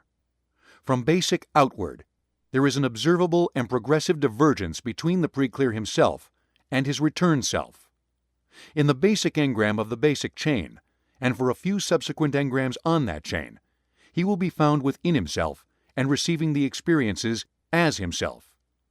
In subsequent engrams, cleavage is observable, and in late engrams, the preclear is found to be observing the action from the outside of himself, almost as a disinterested party. This forms the principal primary test for the basic of the basic chain. 16. Another test for basic is sag. Any engram may be exhausted to a point where it will recede without reaching tone 4. Although it is temporarily and momentarily lost to the individual and apparently does not trouble him, that engram which has been exhausted in a chain without the basic having been reached will sag or reappear within 24 to 60 hours. Basic on any chain will not sag, but will lift on a number of recountings, rise to tone 4, and will remain erased. 17. Another test for basic is whether or not it begins to lift with ease. If an engram does not intensify or remain static after many recountings, it can be conceived to be at least a basic on some engram chain. 18. Locks will lift and disappear without returning, as they are not fixed in the body by physical pain. Large numbers of locks can be exhausted, bringing an alleviation of the preclear's difficulties, and such a course may occasionally be pursued in the entrance of a case. The discovery and lifting of the basic to which the locks are appended removes the locks automatically. These rules and laws, unless modified in their statement, will be found invariable.